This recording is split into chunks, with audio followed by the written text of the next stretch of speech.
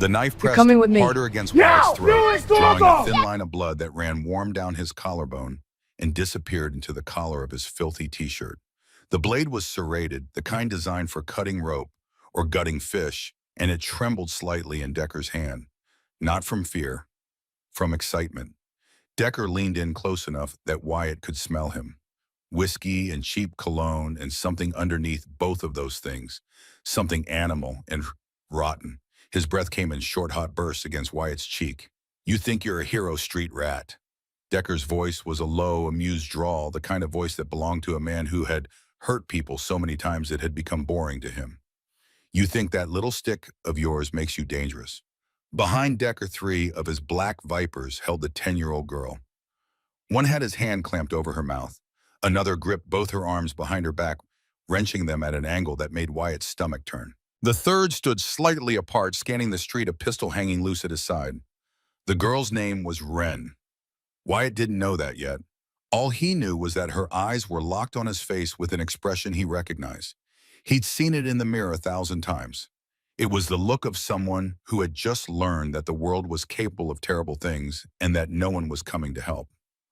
Wyatt's hand tightened around his hickory stick. The wood was slick with his own blood, the grip wrapping soaked through, but he held on. His fingers had locked around that stick so many times in the last 2 years that letting go would have required a conscious decision, like telling his heart to stop beating. "Get your hands off her." The words came out as a rasp, barely audible, but they were there. Wyatt forced them out through a throat that was already bruising from the knife pressure. Decker laughed. The sound was like broken glass dragged across concrete. "Or what you'll hit me with your little stick again." He pressed the blade harder. Another bead of blood. "I've gutted men twice your size, kid. You're nothing. Just another piece of trash I'm going to throw away." In the distance, growing louder like an approaching storm, came the unmistakable roar of motorcycle engines. Not one or two, dozens. The sound built and built, filling the street, rattling windows, vibrating in Wyatt's chest like a second heartbeat. Decker's smile faltered. Just slightly. A crack in the mask. He had no idea what he'd just started. He had no idea whose daughter he'd tried to take. And he had absolutely no idea that the skinny kid bleeding out on the pavement was about to become the most protected person in the entire criminal underworld. A living legend who would earn his place in the Iron Wolves MC with nothing but a wooden stick and a refusal to quit. 12 hours earlier, Wyatt had been alone. The stick made a satisfying whoosh as he swung it through the empty air behind Grady's diner. The alley was narrow, barely wide enough for the dumpsters that lined both walls, and it smelled like old grease and rotting vegetables. Wyatt didn't notice the smell anymore. After 2 years on the streets, his nose had learned to ignore everything except danger. Danger had its own smell, sharp and metallic like pennies left in the rain. He swung the stick again. Once, twice, a diagonal slash that would have taken someone's legs out if they had been standing there. The hickory was smooth under his calloused palms, worn down by thousands of hours of use. He'd found it in a construction site 18 months ago, just a piece of scrap lumber destined for the dumpster. But Wyatt had seen something in it. Potential, purpose. He'd spent weeks shaping it, sanding down the rough edges with a piece of concrete, carving the handle to fit his grip, wrapping it with strips of old t-shirt to prevent slippage. The finished product was roughly the length and weight of a short fighting staff, though Wyatt had never taken a martial arts class in his life. Everything he knew came from YouTube videos watched on library computers and hard lessons learned in street fights. At 15, Wyatt had been on the streets long enough to understand a fundamental truth about survival. It wasn't about being the biggest or the strongest or even the fastest. It was about being the most willing. Willing to fight when others would run, willing to take a hit to deliver one, willing to do whatever it took to see the next sunrise. The stick connected with a garbage bag, sending it spinning off the dumpster lid. He followed with a thrust, then a sweep flowing from one technique to the next, the way he'd seen fighters do in the videos. His form was rough, self-taught, full of gaps that any trained fighter would exploit. But what Wyatt lacked in technique, he made up for in something harder to teach. An absolute bone-deep refusal to stay down. "You're going to break something." Wyatt spun stick raised, then relaxed marginally when he saw Nikki. Another street kid, younger, maybe 12, with a mop of dirty blonde hair and a face that still held the ghost of baby fat. Nicky was harmless. Mostly. Mind your business, Nicky. Just saying. Nicky kicked at a pebble, watching it skip across the alley. That convenience store on Ninth got hit last night. 3 guys. Took everything, even the security cameras. It's getting bad out here. It's always bad out here. Yeah, but it's getting worse bad. You should think about getting a real weapon. Knife, maybe, or one of those collapsible batons. Wyatt looked at his stick, felt its weight in his hands, the familiar texture of the wood grain against his fingers. This is real enough. And it was. A knife meant getting close. A knife meant you had to be willing to drive a blade into someone's body, feel it slide between ribs, see their blood on your hands. Wyatt had done a lot of things to survive, but he wasn't ready to cross that particular line. Not yet. Maybe not ever. The stick gave him reach. It gave him options. And most importantly, it was legal to carry. Just a piece of wood. Nothing threatening about a stick, officer. Just a kid with a walking stick. No law against that. Whatever, man. Nicky shuffled his feet. You coming to the shelter tonight? They're serving some kind of casserole. Maybe. That meant no. The shelters were dangerous in their own way. Too many people crammed into too little space. Too many predators scanning the cots for easy marks. Kids like Nicky thought the shelters were safe because they had walls and a roof and adults who wore name tags. Wyatt knew better. He'd learned that the most dangerous predators were the ones who smiled and said they wanted to help. He preferred doorways, park benches, the occasional unlocked car. Alone was safer. Nicky left and Wyatt went back to his training. He'd developed a routine over the months. 50 strikes from each side, 50 blocks, 50 thrusts. His arms burned by the end shoulders, screaming muscles, trembling with fatigue. But he pushed through it every single time. Pain was just weakness leaving the body. Or so he told himself. He'd started training with the stick after what happened to Rosie. The thought of her name was like touching a live wire. It sent a jolt through his entire body, made his hands tighten on the hickory until his knuckles went white. Rosie, his little sister. 8 years old, bright smile with one front tooth missing. She used to braid dandelions into chains and drape them over Wyatt's shoulders like he was some kind of king. They'd been in foster care together, the last placement before everything fell apart. A house on a quiet street with a lawn that needed mowing and a swing set in the backyard. It looked normal from the outside. Most monsters did. Wyatt had been 13 then. Old enough to notice things. Old enough to see the way their foster father looked at Rosie when he thought no one was watching. The way he found excuses to be alone with her. The way Rosie started going quiet, started flinching at sudden noises, started sleeping with all the lights on. Wyatt had reported it. Went to the caseworker, a tired woman with too many files on her desk and not enough hours in her day. She'd listened, made notes, promised to investigate. A week later, Wyatt came home from school and found Rosie in the bathtub. The water was cold. An empty pill bottle sat on the floor beside the tub. She was 8 years old and she had decided that the world was too much to bear. The foster father told the police she'd been depressed. Troubled child, he said, shaking his head with practiced sorrow. History of behavioral issues. The system believed him because the system always believed the adults. That was the whole point of the system, to protect the adults from the inconvenience of listening to children. Wyatt had run that night, climbed out his bedroom window with nothing but the clothes on his back and a fury inside him so intense it felt like swallowing fire. He couldn't stay in that house. Couldn't be in the system anymore. Couldn't trust adults to protect kids when every adult he'd ever trusted had failed. And he'd made a promise. Standing in the rain outside that house, shaking with rage and grief, he'd sworn to Rosie's memory that if he ever saw another child in danger, he wouldn't wait for help. He wouldn't file reports or trust caseworkers or believe in the system. He would handle it himself. The stick became his promise, his penance, his purpose. Wyatt finished his routine and wiped the sweat from his face with the hem of his shirt. The sun was getting low, painting the sky in shades of copper and violet. Time to find somewhere to sleep. He'd check the park first. There was a good bench near the playground, far enough from the streetlights to avoid police attention, but close enough to the road to hear if someone approached. He slung the stick over his shoulder and headed out of the alley. The park was 3 blocks away, past the strip mall, with the dollar store and the laundromat, and the sketchy convenience store with bars on its windows. Wyatt walked with purpose, head up, eyes scanning. Street kids who looked like victims got treated like victims. He'd learned early to project confidence, a don't mess with me energy that was 90% bluff but effective enough to keep most predators at bay. The stick helped. People saw it, made assumptions. Crazy kid with a weapon. Better to just leave him alone. He was halfway to the park when he saw the girl. She was maybe 10, wearing a pink backpack with unicorns on it. Clean clothes, new shoes. The kind of kid who had a home and a family and a bedtime and someone who checked her homework.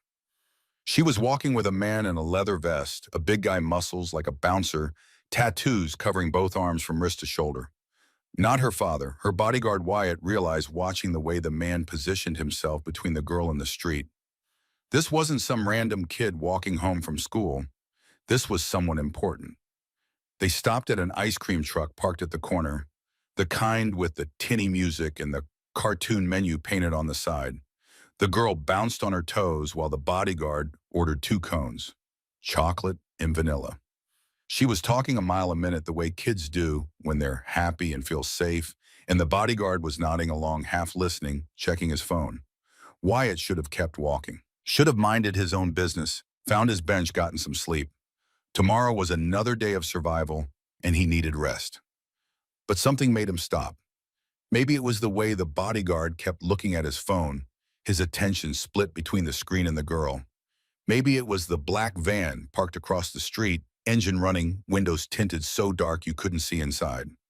Maybe it was the way that van had been sitting there motionless for the entire time it took to order ice cream. Nobody just sat in a running van for that long. Not unless they were waiting for something. Wyatt's instincts fired. That prickling sensation at the base of his skull that had saved his life more than once.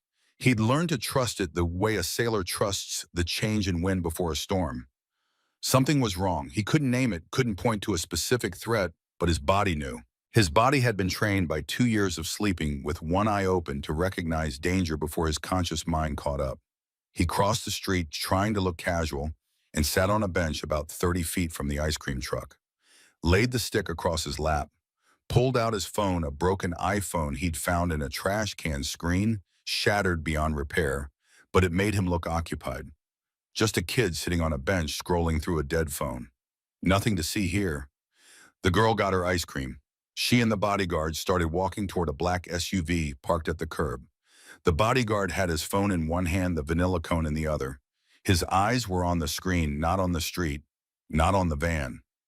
The van's side door slid open. Everything happened in the space of a held breath. 3 men burst out like a spring released from compression. They wore ski masks, black fabric with crude holes cut for eyes and mouth. The first had a taser, the kind that shoots prongs on wires. The second carried a pistol, matte black, held low against his thigh. The third had a cloth bag, the kind you'd use to cover someone's head, and a pair of zip ties already looped and ready. They moved with coordination. This was a team that had practiced, probably done this before. The taser hit the bodyguard in the chest before he even looked up from his phone.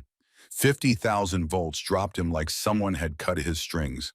He hit the pavement, hard, body convulsing, ice cream splattering across the sidewalk in a smear of white and brown.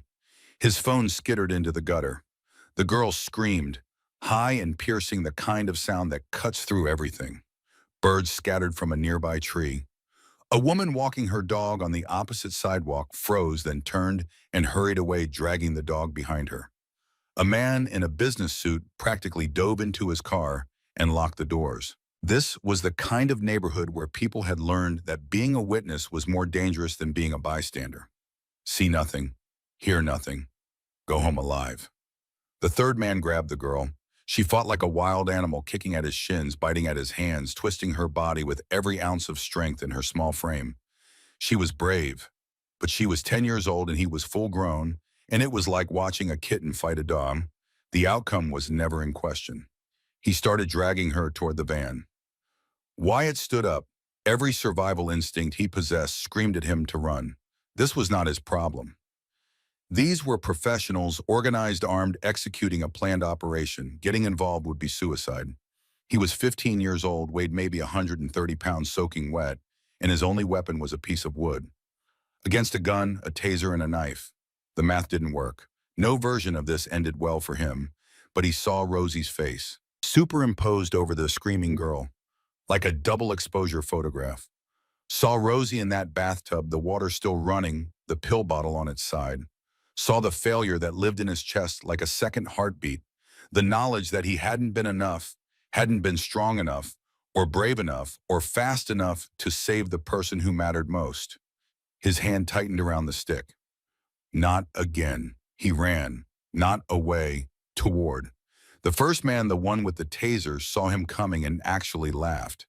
A genuine surprise sound like he'd just seen a dog try to drive a car.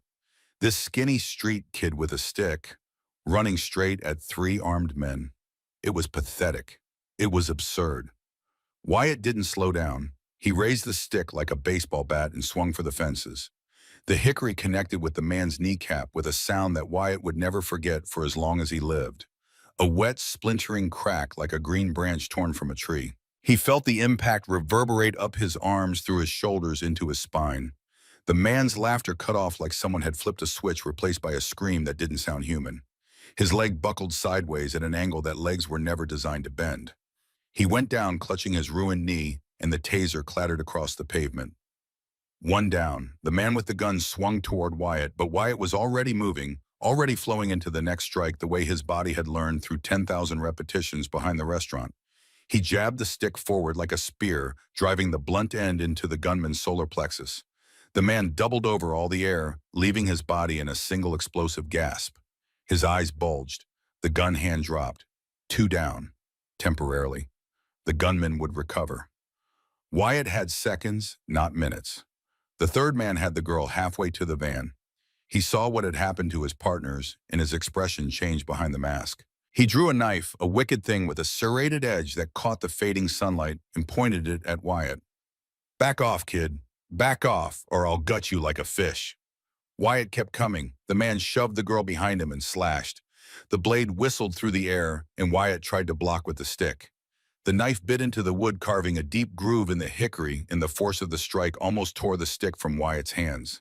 He twisted, trying to trap the blade in the wood, trying to wrench it free. The man held on. They grappled, circling the knife embedded in the stick between them. Wyatt was smaller, lighter, weaker in every measurable way. But he fought dirty because the streets had taught him that fair fights were for people who could afford to lose. He stomped on the man's instep, head-butted him in the nose, and felt cartilage crunch. Bit down on the hand holding the knife and tasted blood and grime and the metallic tang of cheap rings. The man screamed and released the knife. The girl scrambled away, running for the SUV where her bodyguard was starting to twitch, the taser's effects wearing off. Good, she was moving, she was free. The man's fist caught Wyatt in the ribs. Once, twice, 3 times, rapid and vicious, each blow driving the air from his lungs. Pain exploded through his torso, white and blinding. He couldn't breathe. His vision strobed, but he didn't drop the stick. His hands had locked around it, and nothing short of death was going to pry them loose. He swung wild, connected with something. The man's shoulder, maybe his head. There was a dull impact, and the man staggered back a step. Wyatt pressed forward, swinging again, but the man caught the stick in both hands, and they went down together, rolling on the concrete. Wyatt's back grinding against gravel and broken glass.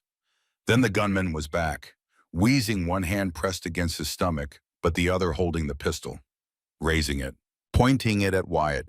Wyatt threw himself at the gunman, using the stick like a staff, shoving it crosswise against the man's throat.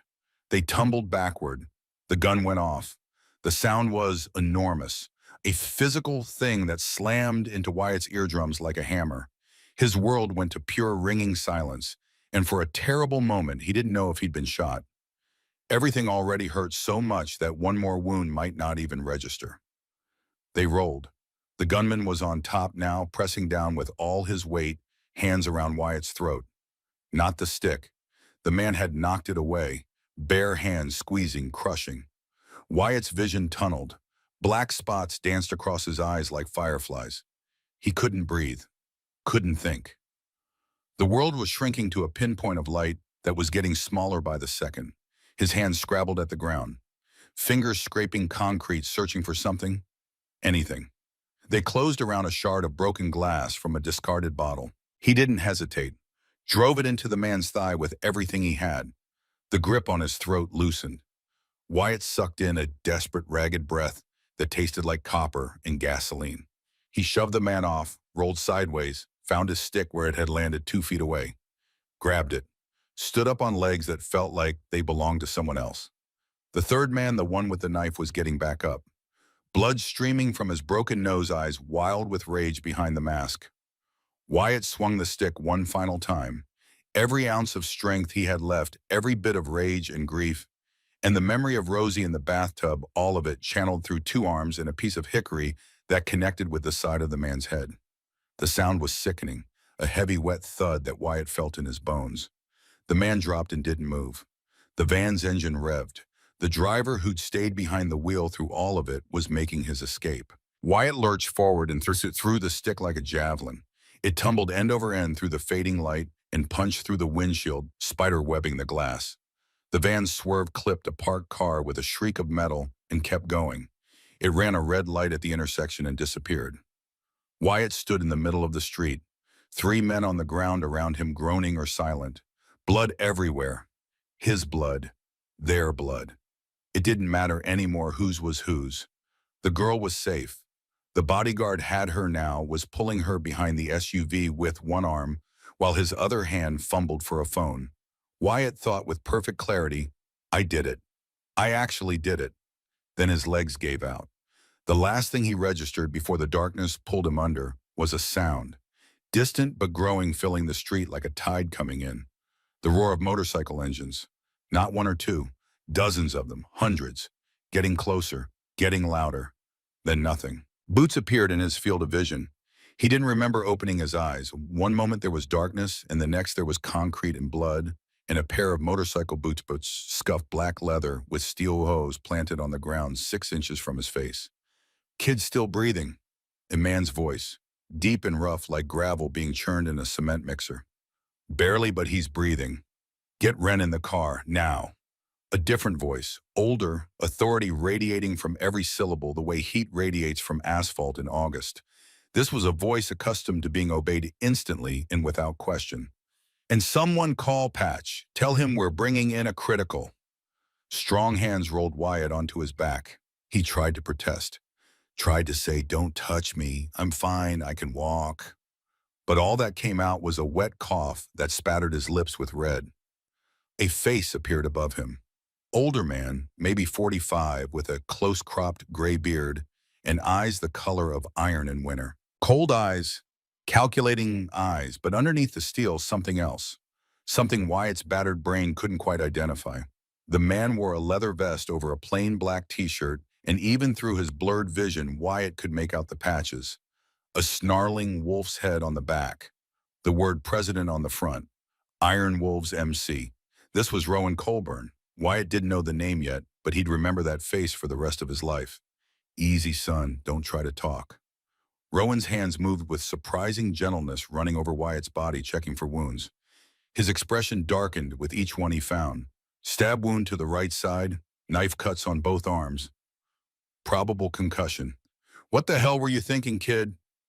Wyatt tried to answer. His vision was fading again, the edges going dark and soft like someone was pulling curtains across a window. Boss? Another voice, younger, scared. We've got 3 black vipers down. 2 still breathing, 1 I'm not sure about. And there's a wooden stick sticking out of a windshield down the block. Bag the vipers. We'll have a conversation with them later. Rowan didn't look away from Wyatt. His iron eyes held the boy's gaze with an intensity that cut through the fog of pain and blood loss. Can you hear me, kid? Stay with me. You saved my daughter. Do you understand what I'm saying? You saved Ren. I owe you a debt I can't ever repay. Wyatt's hand twitched, reaching for something. His stick. The only thing he owned in the entire world. His promise to Rosie. It was gone. He'd thrown it through a windshield. The realization hit him harder than any punch. Rowan seemed to understand. Something shifted in those cold eyes. He barked an order over his shoulder. Someone retrieved that stick, carefully. It's evidence, but it's more than that. It's a weapon of war. Wyatt felt himself being lifted, multiple pairs of hands working together, sliding him onto something. Not a stretcher. Too improvised. A leather jacket spread flat across two pairs of arms. "We're taking him to the clubhouse," Rowan said. His tone made it clear this wasn't a suggestion. "Boss, he needs a hospital. He's bleeding bad. And if we take him to a hospital, the cops will be crawling over this in 30 seconds. You want to explain to the police why 3 black vipers got destroyed by a kid with a stick? You want the questions that come after that?" Rowan's voice went cold and flat. "Patch can handle this. Move." Wyatt's world became motion, the vibration of motorcycle engines so close the sound entered his bones. The sensation of speed of wind against his face, of someone's arm across his chest holding him steady on the back of a bike. He could hear the girl Wren somewhere nearby. A vehicle. An SUV. She was crying. "Is he going to die, boy, daddy?" Her voice was small and broken, and it found the one part of Wyatt's heart that was still conscious. "Not if I can help it, baby. He saved me. The bad men were going to take me, and he stopped them with a stick. Just a stick, Daddy." "I know, sweetheart, I know." Wyatt wanted to tell them it was okay, that this was what he was supposed to do, that Rosie would have wanted him to protect other kids, that the stick was just a piece of wood, and what really mattered was the willingness to swing it, but his tongue was too heavy, his throat too tight. The darkness was pulling at him again, warm and inviting, and this time he let it take him. He woke in pieces.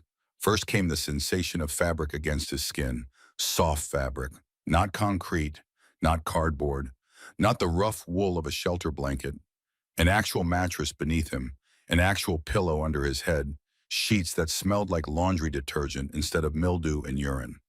Then came sound, tone. Voices low and tense arguing somewhere nearby. Medical equipment beeping a steady electronic pulse that he gradually realized was synchronized with his own heartbeat. And underneath everything, the distant rumble of motorcycle engines, constant as weather. Then sight. He opened his eyes to a white ceiling. Clean, recessed lighting. A room that smelled like antiseptic and leather. He tried to sit up. Pain detonated through his torso like a landmine radiating outward from his right side and in waves that made his vision go white. He gasped and fell back against the pillow. "Easy there, warrior." A voice he didn't recognize. Older, with the practiced calm of someone who had sewn up enough wounds to stop flinching at the sight of blood. A man appeared in Wyatt's peripheral vision. Late 50s, graying hair pulled back in a ponytail, wearing blue surgical scrubs, splattered with what Wyatt could only assume was his own blood. "You've got 19 stitches in your side, 14 in your left arm, and 4 in your right, plus a concussion that probably scrambled your brains pretty good. So maybe don't try running any marathons for a bit." "Where am I?" "Iron Wolf's clubhouse, medical base such as it is. I'm Patch. Not technically a doctor, but I spent 8 years as a Navy corpsman, stitching up Marines in places a lot worse than this, so I know what I'm doing, mostly." He adjusted an IV bag hanging from a metal stand beside the bed. Clear fluid dripped through the tube into Wyatt's arm. "That stab wound missed your liver by about 2 inches. 2 inches the other direction, and we'd be having this conversation in a very different setting. Or not having it at all." Wyatt tried to process this. Clubhouse, motorcycle club, the man with the iron eyes, the leather vests, the girl. The girl, is she? "Wren's fine, shaken up but physically unharmed. Thanks entirely to you." Patch sat on the edge of a metal stool, studying Wyatt with professional interest in something else. Curiosity, maybe, or wonder. "You want to tell me what the hell you were thinking, taking on 3 armed men with a stick?" "Couldn't let them take her. Most people would have called the cops." "Cops are slow." Patch laughed, a short, dry sound. "Fair point." He stood and checked the IV drip, made a small adjustment. "You're going to be hurting for a while. I've got you on antibiotics to prevent infection and enough painkillers to keep the edge off. You'll need to stay still for at least a week. Let those stitches do their work. No sudden movements, no fighting, no swinging sticks at people." "My stick? Where's my—" "Rowan's got it, or what's left of it. Things snapped during the fight from what I heard, but he said he'd bring it by. Patch paused in the doorway. Get some rest, kid. You earned it. Rest. Wyatt stared at the ceiling and tried to remember the last time someone had told him to rest. Not hide. Not run. Not survive until tomorrow. Just rest. He was still staring when the door opened again and Rowan Colburn walked in. The president of the Iron Wolves looked even more imposing indoors than he had on the street. 6'3", at least 250 pounds, the kind of build that came from decades of physical labor and violence, rather than gym memberships. His leather vest was decorated with patches and pins that Wyatt didn't understand, symbols of a world he'd never been part of. But Wyatt understood the man's eyes. Those iron-gray eyes that held a coldness Wyatt recognized because he saw it in his own reflection. It was the coldness of someone who had been hurt enough times to build walls and who had decided that the only way to protect the people he loved was to become something the world was afraid of. Patch, how's our guest? Stable, stubborn, asking about his stick. Something shifted in Rowan's expression. Something that looked like respect. Of course he is. He moved to the other side of the bed, his presence filling the room the way a thunderstorm fills a valley. Wyatt, right? That's what your ID said. Wyatt nodded. He'd forgotten he even had identification. A learner's permit he'd never upgraded from a life that felt like it belonged to someone else. I'm Rowan Colburn, president of the Iron Wolves Motorcycle Club National Chapter. He said it without arrogance, just stating facts the way someone might state their address. The girl you saved is Wren. She's my daughter, my only child. Rowan's voice was carefully controlled, every word measured and placed like bricks in a wall. But Wyatt could hear the mortar cracking underneath, the barely contained emotion of a father who had come within minutes of losing everything. What you did today. Rowan stopped, started again. There aren't words for it. You put yourself between armed kidnappers and my 10-year-old daughter. You fought them off with a goddamn stick. Not a gun, not a knife, a piece of wood. Do you understand how rare that is? How insane and brave and stupid and extraordinary? Wyatt did not know how to respond to any of that. He'd just done what needed doing. The girl was in danger and he had a stick, and that was all the math required. The men who attacked Wren, Rowan continued, and now his voice went flat and hard, like a blade being drawn from a sheath. They're Black Vipers, rival organization been pushing into our territory for months. Their leader is a man named Decker, former military contractor. Mercenary work overseas, came back stateside and decided the drug trade was more profitable and less regulated. Rowan paused and something dark moved behind his eyes. This was an escalation, a message. Decker broke the oldest rule there is. Children are off limits. You don't target kids, ever. It's the one line that even the worst of us don't cross. But they did, Wyatt said. Yeah, they did. Rowan's hands curled into fists at his sides, the knuckles going white. And now they're going to learn what happens when you break that rule. He reached into his vest and pulled out Wyatt's stick. Or what was left of it. The hickory was in two pieces, snapped near the middle during the fight, but someone had repaired it. The break was bound with silver wire that caught the fluorescent light, and the joint was reinforced with metal bands that had been heated and shaped to fit the wood precisely.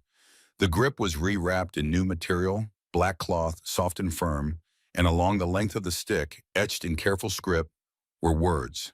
Courage is not the absence of fear, but the decision that something else is more important. Below the words, the Iron Wolves logo, a snarling wolf's head with motorcycle chains for a collar.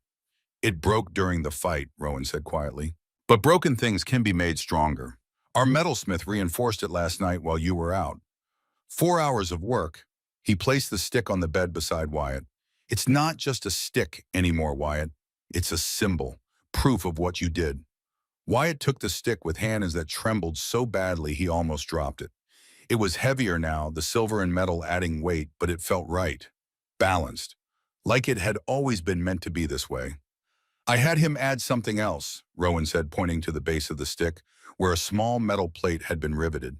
Engraved on it in block letters, property of Wyatt, Iron Wolves MC.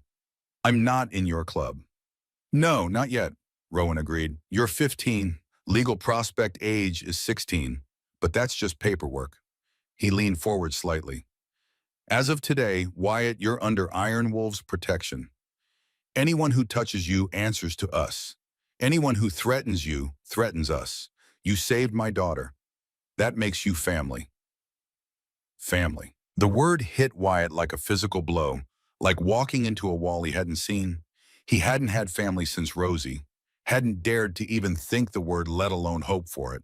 Family was something that happened to other people. People with homes and parents and lives that made sense. I don't understand, Wyatt whispered. You don't have to understand it right now. Just accept it. Rowan stood. Rest, heal. When you're ready, we'll talk about what comes next. He started toward the door, then stopped, turned back. And Wyatt, you'll never sleep on the street again. You'll never go hungry again. You'll never be alone. That's my promise to you. He left. Wyatt lay there in the silence, holding his repaired stick against his chest, and for the first time since Rosie died, he cried. Not from pain, not from fear, but from something he couldn't name. Something that felt like a door opening in a room that had been locked for years. 12 hours later, and 3 hours away, in a small two-bedroom house on a quiet street, in a town that existed primarily as a place people passed through on their way to somewhere else, a phone rang at 2 in the morning. Marguerite Colburn woke on the second ring. Not because she was a light sleeper, though she was, but because the phone was already in her hand. She'd fallen asleep on the couch again, a case file spread across her chest, her reading glasses perched on the end of her nose. The television was on volume low, some late-night show she hadn't been watching. She didn't recognize the number, but she recognized the area code, and that was enough to make her heart rate spike before she even answered. Mags, Rowan's voice. She hadn't heard it in 4 months, not since the last custody exchange, when they'd stood in a parking lot and managed to have an entire conversation about their daughter without once looking each other in the eye. It's 2 in the morning, Rowan. Ren's okay. He said it fast, the way you rip off a bandage. She's okay. She's safe. She's here with me. But something happened tonight, and you need to know. The room tilted. Mag sat up the case file, sliding to the floor, her body going into the mode she'd spent 10 years training for. Alert, analytical, cold. The mode that had made her one of the best intelligence analysts the Army had ever produced, and also eventually the reason her marriage had cracked down the middle like a windshield hit by a stone. Tell me everything, he told her. 3 men, black vipers, a coordinated kidnapping attempt on their 10-year-old daughter. The bodyguard dropped by a taser. Ren grabbed in broad daylight on a public street. And then the part that didn't make sense. A homeless boy, 15 years old, armed with nothing but a wooden stick, who had thrown himself at 3 armed men and fought them to a standstill. Broken one man's kneecap, knocked another unconscious, driven the third off with injuries, saved Ren's life, and nearly died in the process. Where is Ren now? Mags was already moving, phone wedged between her shoulder and ear. She was pulling on boots, grabbing her keys from the hook by the door, stuffing her wallet into her jacket pocket. At the clubhouse. She's sleeping. She's safe, Mags. I've got 10 men on the perimeter. Nobody's getting within a mile of her. And the boy, here too, Patch stitched him up. He's in bad shape, but he'll make it. The men who tried to take her. Where are they? A pause. The kind of pause that contained entire volumes. Being dealt with. That's not an answer. It's the only answer I've got right now. Mag stood in her living room, keys in hand, staring at the wall where Ren's school photos hung in a neat row. 1st grade through 4th, gap-toothed smile, and first getting more reserved each year, more guarded. Her daughter was learning to hold things inside the way both her parents did. I'm coming. Mags, it's a 3-hour drive. It's the middle of the night. She's safe. I'm coming, Rowan, right now, tonight. Don't argue with me. She was on the road in 4 minutes. The highway was empty at that hour, just her headlights and the broken white line and the darkness pressing in from both sides. She drove 10 miles over the speed limit, then 15, then 20. The speedometer climbed. Her knuckles were white on the steering wheel. She used the drive to think. 3 hours of empty road and silence, which was what Mags Colburn did best. Analyze, assess, plan. She'd spent a decade in Army intelligence, first as an analyst, then as a field operative. Then as a team leader running assets in places where the wrong word to the wrong person could get you buried in a shallow grave. She'd been good at it, better than good. She'd been exceptional, the kind of operative who saw patterns where others saw noise, who could build a picture from fragments the way a paleontologist builds a dinosaur from a single tooth. She'd left the army 7 years ago, left because Wren had been 3 years old, and Rowan had been ascending to the presidency of the Iron Wolves, and their life had become a series of locked doors and armed escorts and the constant grinding awareness that someone might try to hurt her daughter to get to her father. Mags had tried to make it work, tried to be the MC president's wife, hosting barbecues at the clubhouse, socializing with the other old ladies, pretending she didn't know exactly how her husband made his money. But intelligence officers are trained to see clearly, and what Mags saw was a future where her daughter grew up inside a fortress, learning to measure every relationship by its potential for violence. She'd seen that future with the same clarity she'd once used to predict enemy troop movements, and she'd decided it was unacceptable. She'd taken Wren and left 5 years ago. No drama, no ultimatum, just a quiet conversation and a custody agreement hammered out by lawyers. Wren split her time between them. 2 weeks with Rowan, 2 weeks with Mags. It worked mostly. Wren loved her father, and Mags wasn't cruel enough to take that from her, no matter how much the life he led frightened her. And now this, the thing she'd been afraid of since the day Wren was born. Someone had tried to take her baby, and the only thing standing between Wren and a kidnapper's van had been a homeless child with a piece of wood. Mags pushed the accelerator harder. The engine roared. The broken white line blurred into a continuous stream. She arrived at the clubhouse just after 5 in the morning.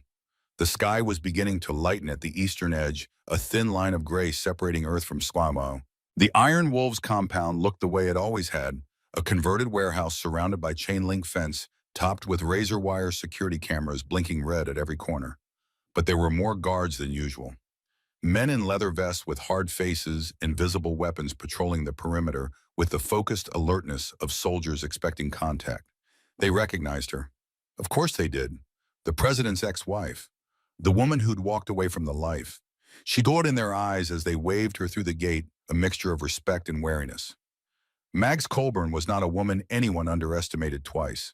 She found Wren first. Her daughter was asleep in Rowan's quarters, curled up on his bed wearing one of his t-shirts as a nightgown. Her pink unicorn backpack sat on the floor beside her, a little scuffed and dirty. Mags stood in the doorway for a long moment, watching her daughter breathe, counting the breaths, making sure each one came after the last. Then she went and found the boy.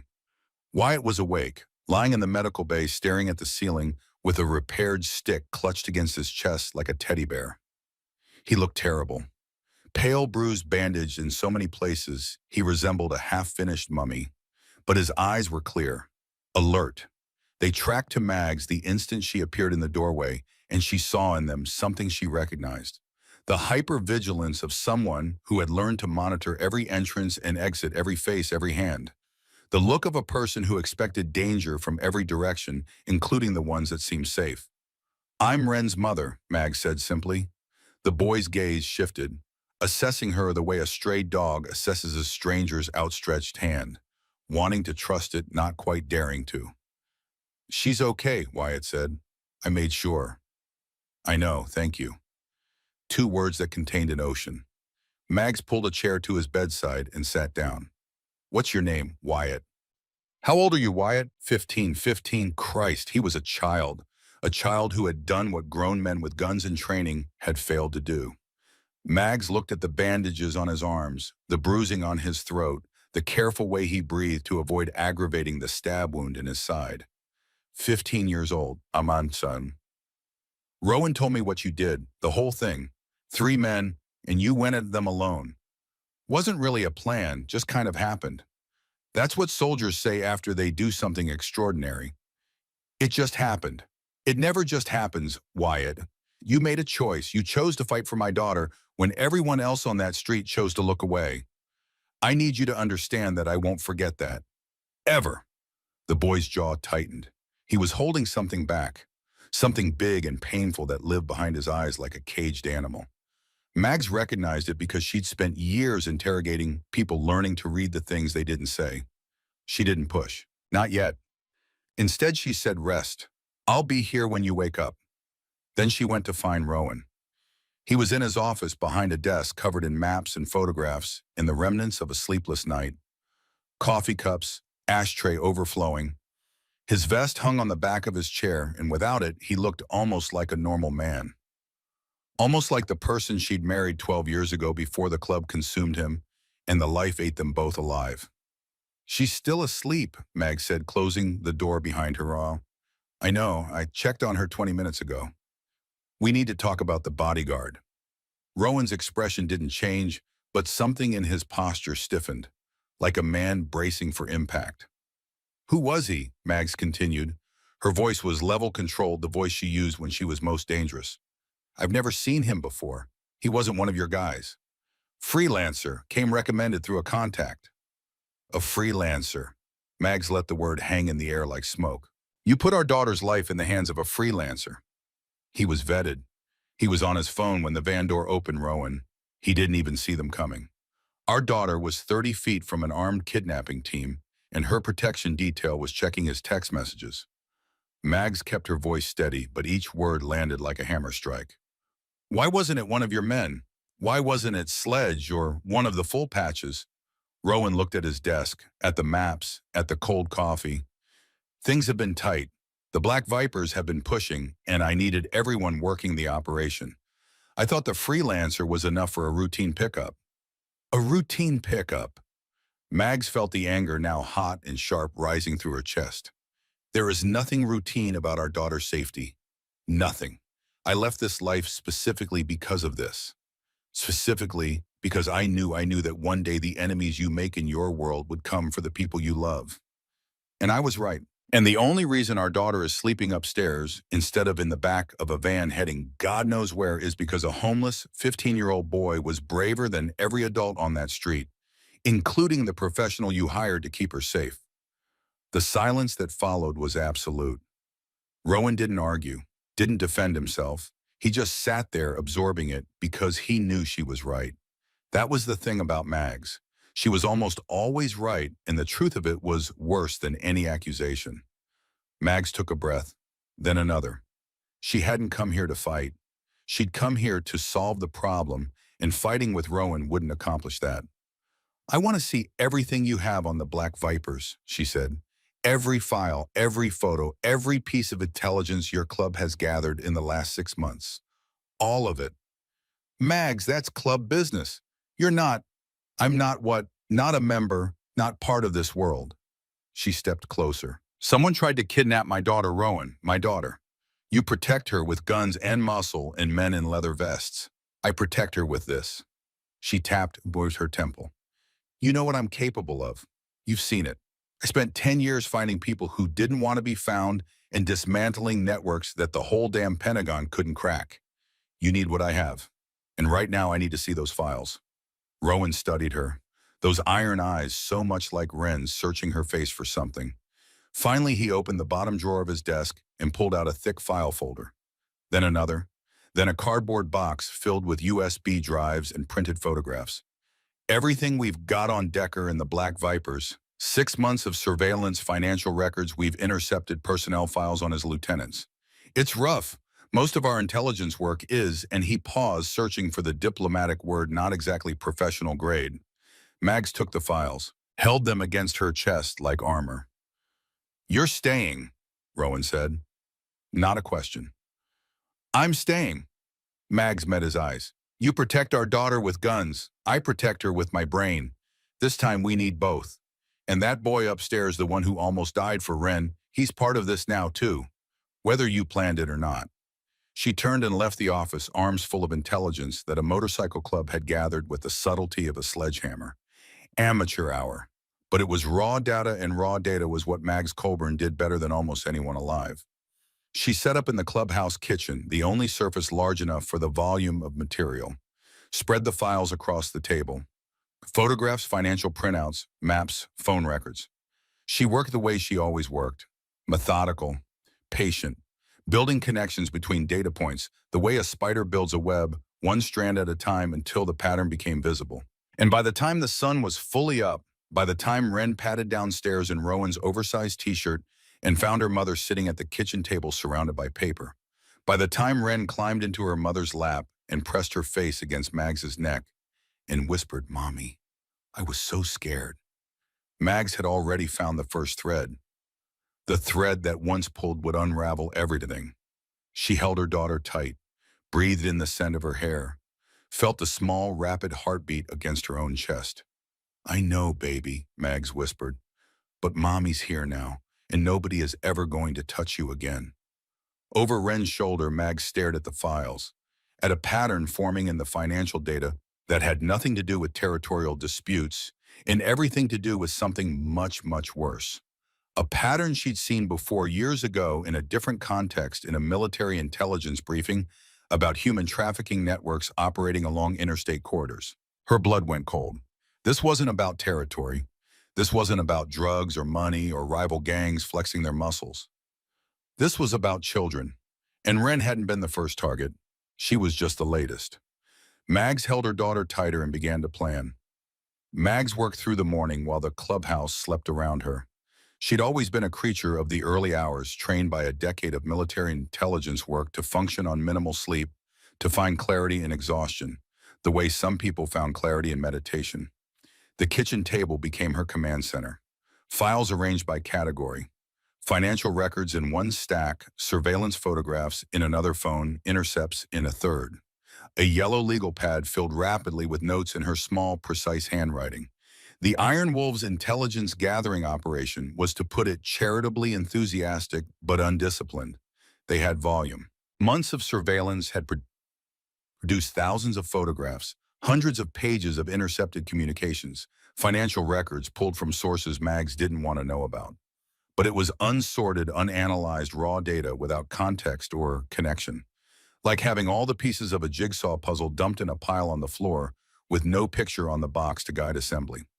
Mags was very, very good at assembling puzzles without pictures. By 9 in the morning, she'd identified 17 inconsistencies in the club's analysis of Black Viper operations. By 10, she'd mapped Decker's financial network on 3 sheets of legal paper taped together, tracing money flows that the Iron Wolves had assumed were drug proceeds, but that didn't match any narcotics distribution pattern Mags had ever seen. The numbers were wrong. Too much cash moving through too few channels, with deposits that spiked at irregular intervals rather than the steady rhythm of a drug operation. Drug money flowed like a river, constant and predictable. This money moved like a pulse, irregular, event-driven. Something happened and then money moved. Something else happened and money moved again. Each spike corresponded to a specific date, and when Mags cross-referenced those dates against the surveillance photographs, she found something that made the hair on her arms stand up. But she wasn't ready to share that finding yet. Not until she was certain. Rowan appeared at 11, freshly showered, wearing a clean black t-shirt under his leather vest. He looked like he'd slept about as well as Mags had, which was to say not at all. He poured himself coffee from the industrial pot that seemed to run perpetually in the clubhouse kitchen, looked at the spread of papers across the table, and said nothing for a long moment. "You've been at this since I got here." Mags didn't look up from the financial printout she was annotating. "Your intelligence operation needs work. We're not exactly the CIA. No, the CIA would have caught the pattern in these financials 6 months ago." She set down her pen and met his eyes. "I need to talk to the man you're holding, the one Wyatt captured during the kidnapping attempt." "Curtis," Rowan's expression hardened. "We've already questioned him. Thoroughly." Mags understood what thoroughly meant in this context. She'd seen the bruises on enough detainees in her career to know the difference between interrogation and intimidation. "And what did he tell you?" "Names of Decker's lieutenants, locations of 3 stash houses, operational details about the kidnapping plan, who ordered it, how they surveilled Wren, how they planned the extraction route."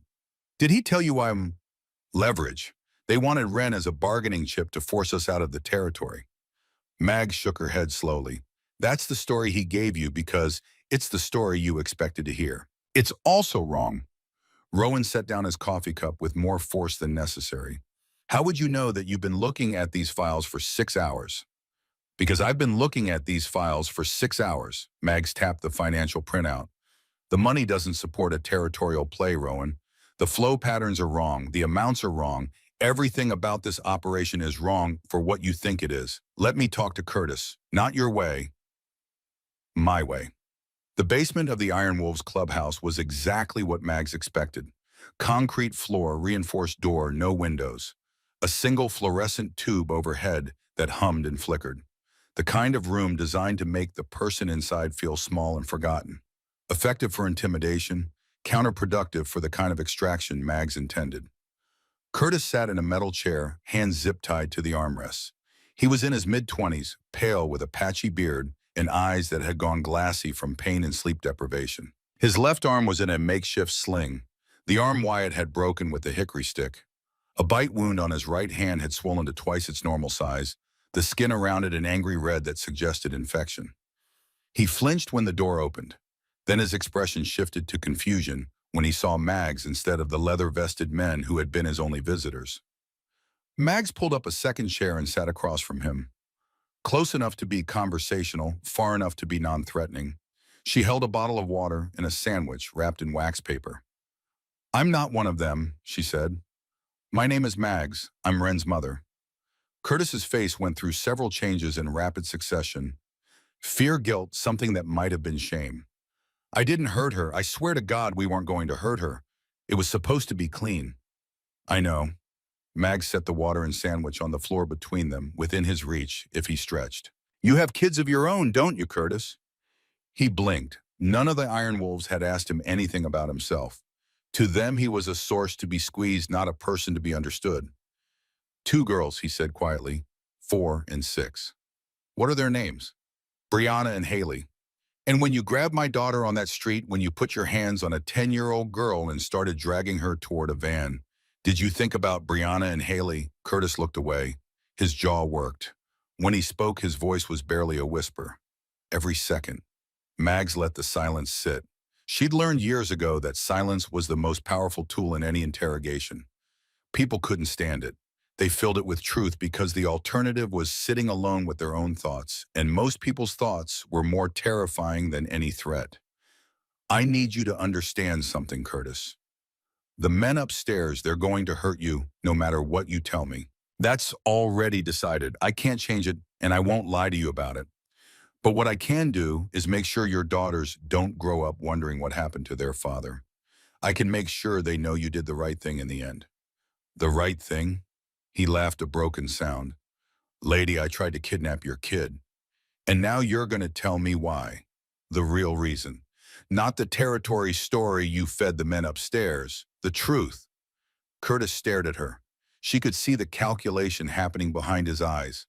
The weighing of options, of loyalties, of survival instincts against the slow erosion of conscience. "What makes you think there's another reason?" Mags leaned forward. "Because I've spent the last 6 hours analyzing your boss's financial records, and the money doesn't lie. Decker isn't running a drug operation, Curtis. Not primarily. The drug business is a front, a cover for something else. Something that requires moving large amounts of wealth at irregular intervals. Something that corresponds to specific events." She paused, watching his face, watching for the tell. Events like a child disappearing. There it was, the flinch, subtle, involuntary, but unmistakable. Curtis's eyes widened by a fraction of a millimeter, and his breathing changed. Faster, shallower. The physiological response of a man whose worst secret had just been spoken aloud by a stranger. "Decker isn't fighting the Iron Wolves over territory." Mags continued, keeping her voice level, clinical, devoid of the rage that was building in her chest like a contained explosion. "He's running a trafficking network. Children. And my daughter was going to be sold." Curtis broke. Not dramatically, not with sobs or wailing. He broke the way a dam breaks slowly at first water, finding cracks in concrete, and then all at once, in a rush that couldn't be stopped. The words poured out of him like something poisonous he'd been carrying for months and couldn't hold any longer. He told Mags everything. Decker's operation ran along the interstate corridor, a pipeline that moved children from urban areas to buyers in 3 different states. The kidnappings were targeted, planned weeks in advance, with specific children selected based on criteria that made Mags want to reach across the space between them and break Curtis's other arm. Age, appearance, health. They were evaluated like livestock. Wren had been selected because she was the right age, the right look, and because her father's criminal connections meant that law enforcement wouldn't be the first call anyone made. The Iron Wolves would handle it themselves outside the system, which meant no FBI involvement, no Amber Alerts, no coordinated multi-state searches. By the time anyone went to the police, if they ever did, Wren would have been 3 states away and untraceable. 4 other children had already disappeared through Decker's pipeline in the last 6 months. 4 families who had reported their kids missing and gotten nowhere. 4 sets of parents still waiting by phones that would never ring. Curtis gave Mags names, dates, locations, safe houses, transportation routes. He gave her the name of the buyer's intermediary, a man who operated out of a warehouse in the industrial district and who Curtis had met once and never wanted to meet again. He gave her everything because Mags had given him something the Iron Wolf's fists never could. Not kindness exactly, something more powerful. Understanding. The recognition that Curtis was a small man caught in something enormous, and that the only way out was through the truth. When she left the basement 45 minutes later, Mags had 11 pages of notes and a cold crystalline fury that she carried in her bones like shrapnel. She found Rowan in the main hall, surrounded by members preparing for what they assumed would be a straightforward retaliatory strike against the Black Vipers. Maps spread on pool tables, weapons being checked, routes being planned, a war council operating on the assumption that this was about drugs and territory, a problem that could be solved with enough Harleys and enough firepower. "Everyone out," Mag said from the doorway.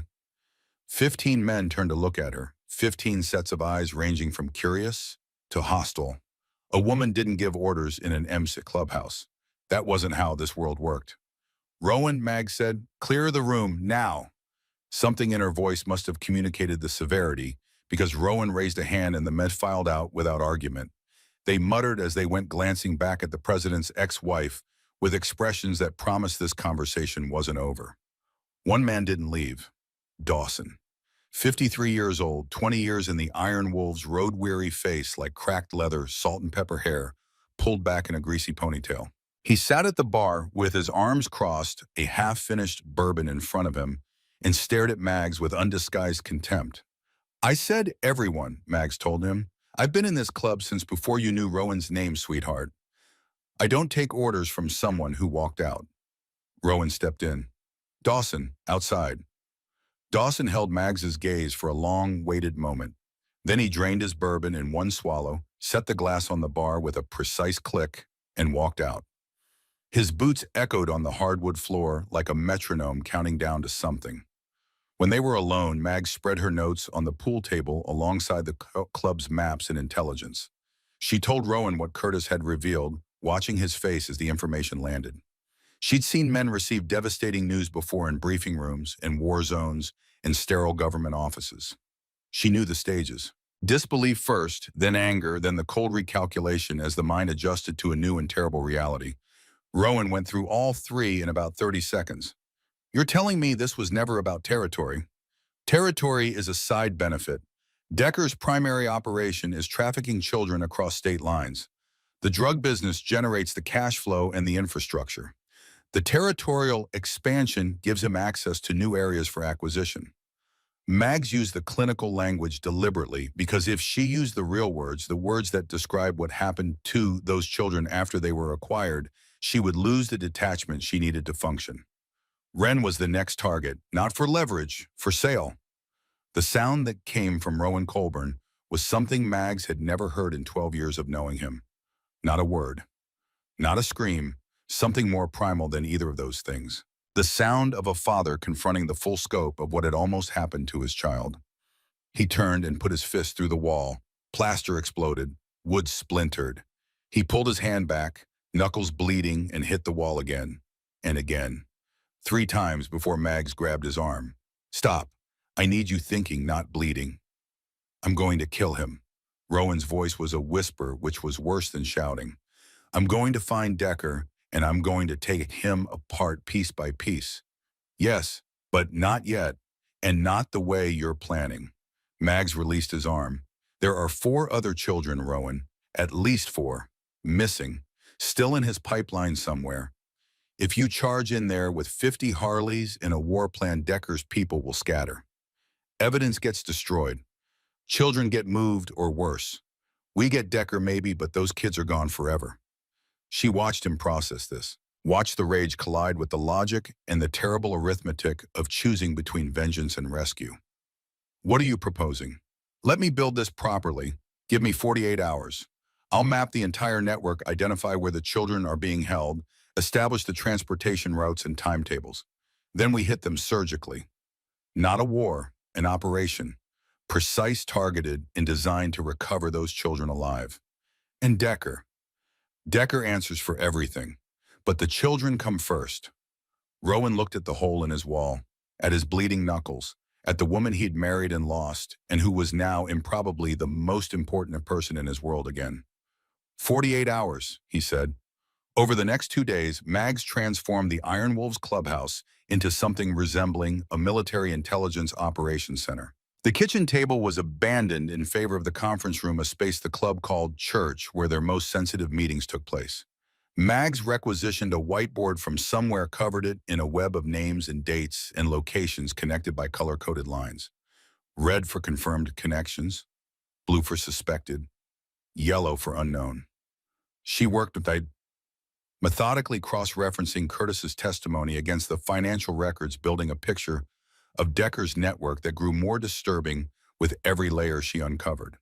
The operation was bigger than Curtis had known. He'd been a foot soldier, seeing only his small piece of the machine. But Mags could see the whole thing the way a satellite sees weather patterns that are invisible from the ground. And in between the intelligence work, she tended to Wyatt. The boy was healing faster than Patch had expected. Youth and an immune system forged by 2 years of street survival were working in his favor. By the second day, he could sit up without gasping. By the third, he was walking the halls of the clubhouse, stick in hand, moving carefully but moving. Mags brought him meals, sat with him while he ate. She didn't push him to talk about his bow or his reasons for doing what he'd done. Instead, she talked about neutral things: the weather, the food, the names of the motorcycles parked downstairs, and the differences between them. Small, safe subjects that required nothing from him except his presence. But she observed him. Because observing was what Mags did, the way breathing was what lungs did, automatically and constantly. She noticed that Wyatt cataloged every room he entered. His eyes swept corners first, then exits, then occupants. He positioned himself with his back to walls and his face to doors. He tracked movement in his peripheral vision, and his body tensed at sudden noises before his conscious mind registered the sound. These were not behaviors learned from YouTube videos or street fights. These were the survival instincts of someone who had lived in sustained threat for years, and they were remarkably sophisticated for a 15-year-old with no formal training. On the second evening, Mags sat with Wyatt in his room while he ate a plate of chicken and rice that Patch had prescribed for his recovery. The repaired stick leaned against the wall beside the bed, always within arm's reach. "You noticed the van before anyone else," Mags said. Not a question. A statement of observed fact. Wyatt paused mid-bite, wary. "What do you mean on the street? When they took Wren, Rowan told me the sequence. The bodyguard didn't see the van. Nobody on the street noticed it. But you did. You sat down 30 feet away and started watching before anything happened." Why? Wyatt was quiet for a moment, choosing his words the way someone navigates a minefield, carefully testing each step. The engine was running. Nobody sits in a running van for 20 minutes unless they're waiting for something. And the windows were tinted too dark. You can't see, in which means whoever's inside doesn't want to be seen. And it was positioned wrong, parked on the wrong side of the street, facing the wrong direction for the flow of traffic, like they wanted to be able to pull out fast. Mags kept her expression neutral, but inside something shifted. This wasn't luck or instinct. This was observation, pattern recognition, the ability to read environmental cues and construct a threat assessment in real time. The boy had a natural gift for exactly the kind of analysis that had made Mags exceptional in military intelligence. "What else did you see?" The driver had a tattoo on his left hand, a snake wrapped around a dagger, and the van's plates were local, but the inspection sticker was from out of state. Virginia, I think. The color was different. Mags stared at him. The plate detail was something the Iron Wolves hadn't caught. She made a mental note to check Virginia registrations. You're observant. You learn to be living outside. If you don't pay attention, you don't survive. There's a difference between paying attention and what you just described. Most people look at a van and see a van. You looked at a van and saw a story. Engine running, tinted windows, wrong positioning, out-of-state sticker. That's not survival instinct, that's analysis. Wyatt seemed uncomfortable with the assessment. He returned his attention to the chicken and rice eating with the focused efficiency of someone who had learned never to waste food. Mags changed the subject, asked if he'd been sleeping all right, if the pain was manageable. Small questions that required small answers. But she'd already made a decision. The next morning, she found Sledge in the garage working on a carburetor with the focused intensity of a surgeon. The Iron Wolves road captain was a quiet man, which was unusual in an MC.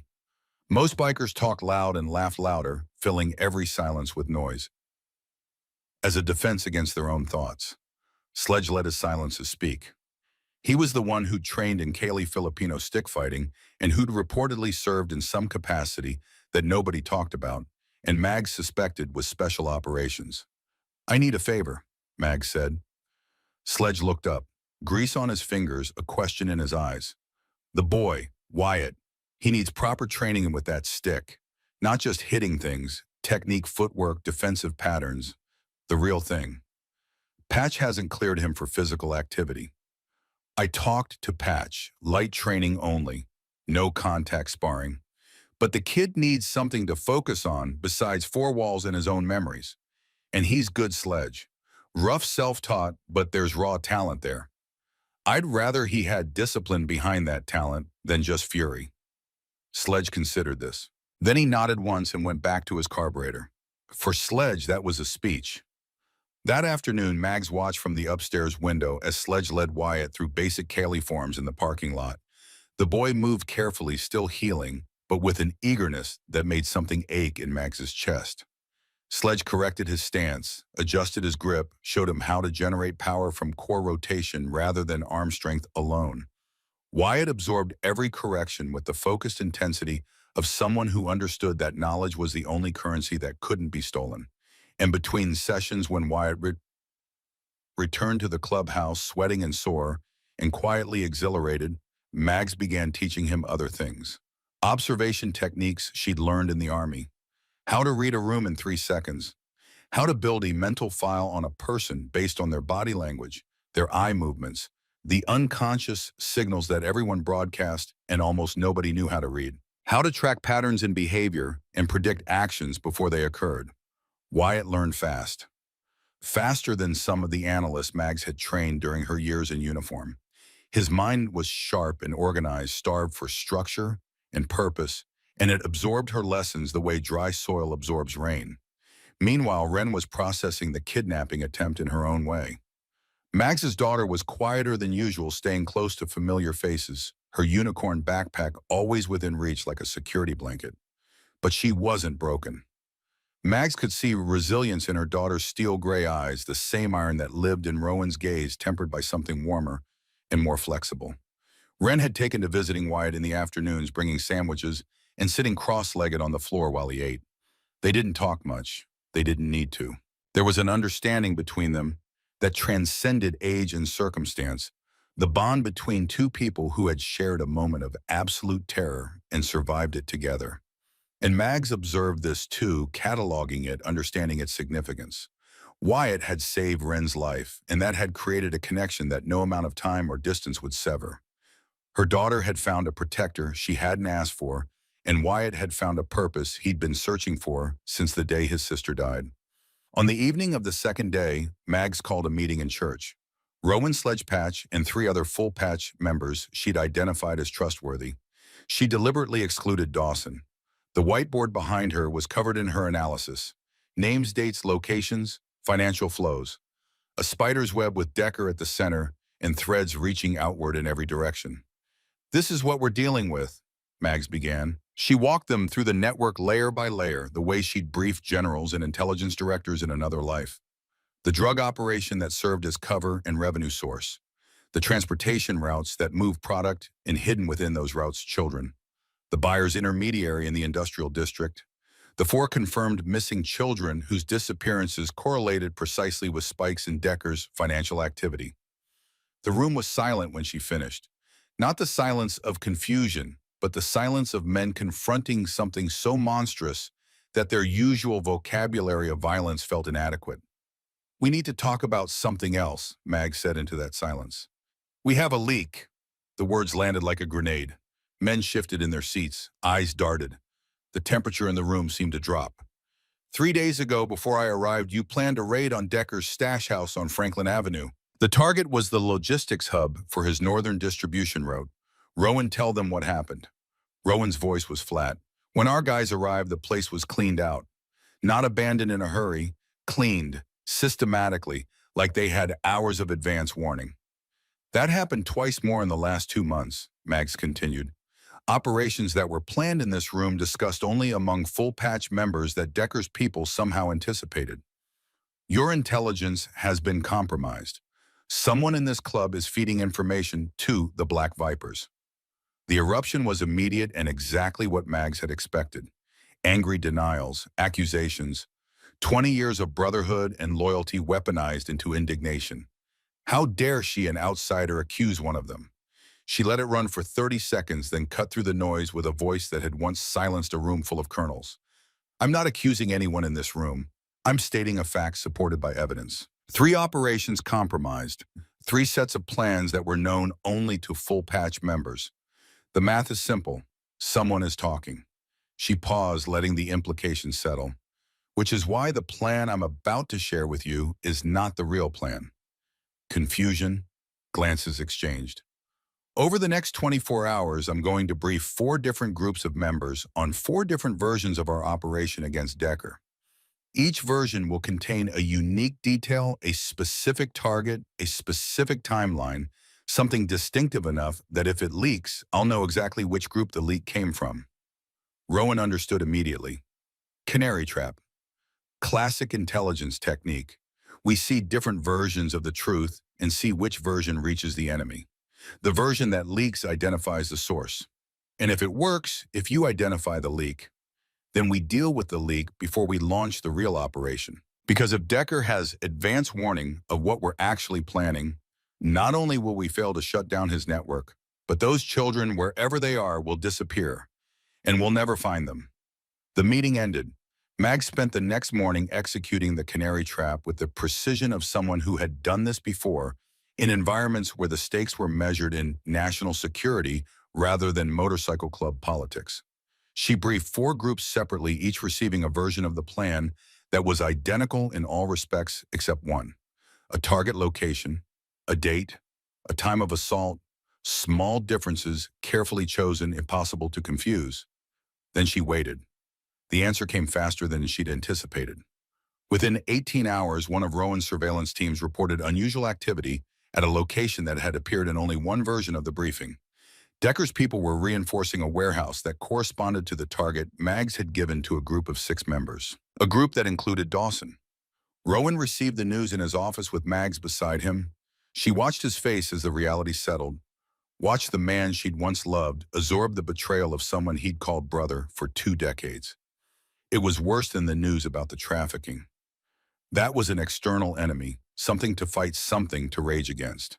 This was internal, a rot in the foundation of everything Rowan had built. "How long?" Rowan's voice was barely audible. "I don't know yet. Months at minimum, possibly longer. Dawson's been with me since the beginning, before I was president, before the charter. He was at my wedding, Mags. He held Ren when she was born." "I know." Rowan sat behind his desk staring at his hands. The knuckles he'd bloodied against the wall 2 days ago were scabbed over, and he flexed them now, watching the scabs crack and bleed fresh. "How do you want to handle it?" Mags asked. "My way. Your way gets us noise when we need silence. If Dawson suspects he's been identified, he warns Decker. Decker moves the children. The entire operation collapses. Then what do you suggest? Controlled removal. Make it look routine. Send him on an errand, something plausible. When he's away from the clubhouse, cut his communications. By the time he realizes what's happened, we'll be mid-operation and it won't matter what he tells anyone." Rowan looked at her for a long time. You're cold, Mags. You know that. I'm effective. There's a difference. He nodded slowly. Do it your way. The controlled removal of Dawson happened the following morning with surgical precision. Rowan sent him on a supply run to a contact 3 hours away, a legitimate errand that wouldn't raise suspicion. The moment Dawson's motorcycle cleared the compound gate, Sledge and two trusted members disabled the tracking device on his personal phone and replaced it with one that fed false location data. Simultaneously, Mags accessed Dawson's locker in the clubhouse. She found the burner phone within 4 minutes. It was taped to the underside of a shelf, wrapped in a bandana powered off. An old model, the kind you could buy with cash at any gas station. No GPS, no apps, no features beyond basic calls and texts. Mags turned it on with gloved hands and scrolled through the message history, dozens of texts to a single unsaved number, information about Iron Wolves' movements, plans, personnel, detailed reports that read like intelligence briefings far more sophisticated than Mags would have expected from a man like Dawson. He'd been doing this for a long time and doing it well, but the most recent messages were the ones that mattered.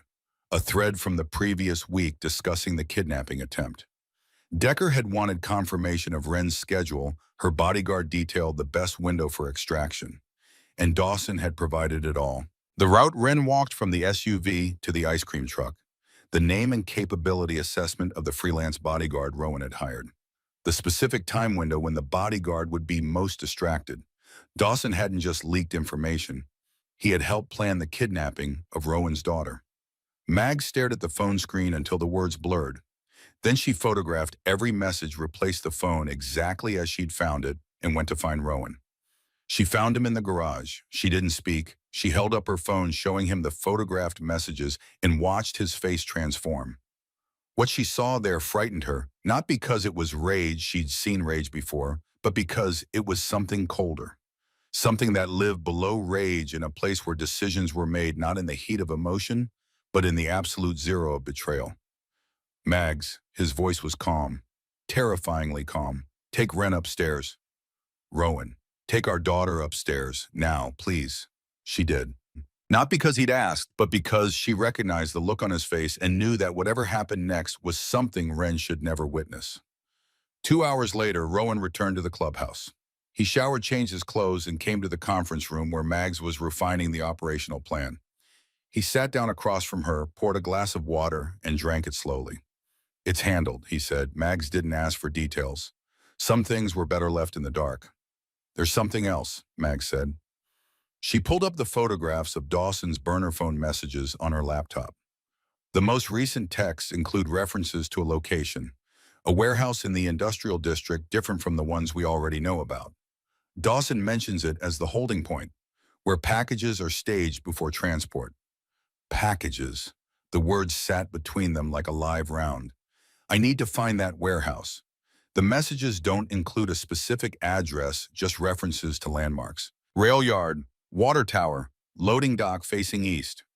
I can narrow out that down, hey, Mom, Rowan said. Industrial districts got maybe 24 warehouses that match. We need to narrow it further, and we need to do it without tipping anyone off.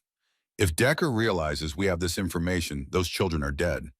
A knock at the door interrupted them. It opened before either could respond, and Wren slipped inside. She was carrying her unicorn backpack in one hand and something else in the other. A phone. A small, cheap flip phone that looked ancient compared to the smartphones the Iron Wolves carried. Wren, honey, we're in a meeting, Mags began. I know, but I found something. Wren set the phone on the table between her parents. It was in the garage, under the workbench where Mr. Dawson always sits. It was taped underneath behind the toolbox. I felt it when I was playing. Mags and Rowan exchanged a glance. I didn't open it, Wren continued. She was speaking rapidly the way children do when they know they have important information and are afraid of being dismissed before they can deliver it. I know I'm not supposed to touch things that aren't mine, but I remembered what you said, Mom, about paying attention to things that don't belong. A phone taped under a workbench doesn't belong there. Mags reached for the phone. It was a different device than the one she'd found in Dawson's locker. A second burner, backup communication. She powered it on with practiced hands and navigated to the message history. There were only 3 messages on this phone, dated from a different number than the first burner, all sent within the last 48 hours after the kidnapping attempt, and all containing the same thing. An address. Mags read it twice. Then she pulled up a satellite map on her laptop and entered the coordinates. The image resolved into an overhead view of the industrial district, a warehouse complex adjacent to a rail yard with a water tower visible in the northeast corner. Loading docks on the east face, exactly matching the landmarks from the other phone's messages. That's it, Mag said. Her voice was steady, but her hands were shaking. That's where they're holding the children. Ren stood between her parents' backpack clutched against her chest, looking at the satellite image on the screen. She didn't fully understand what she'd found or what it meant, but she understood enough to know that it mattered that the phone taped under a workbench was a piece of a puzzle her mother was assembling, and that bringing it here was the right thing to do. Mags pulled her daughter close, held her tight enough to feel the small, rapid heartbeat against her own ribs. "You did good, baby," she whispered into Ren's hair. "You did so good." Over Ren's shoulder, Mags looked at Rowan. His expression had changed. The cold fury was still there, would probably always be there, but alongside it was something new. A focus, a clarity. They had a target, they had a location. They had a reason to move that transcended revenge and entered the territory of something that might, in the right light, look like salvation. 48 hours is up, Rowan said. I need 12 more.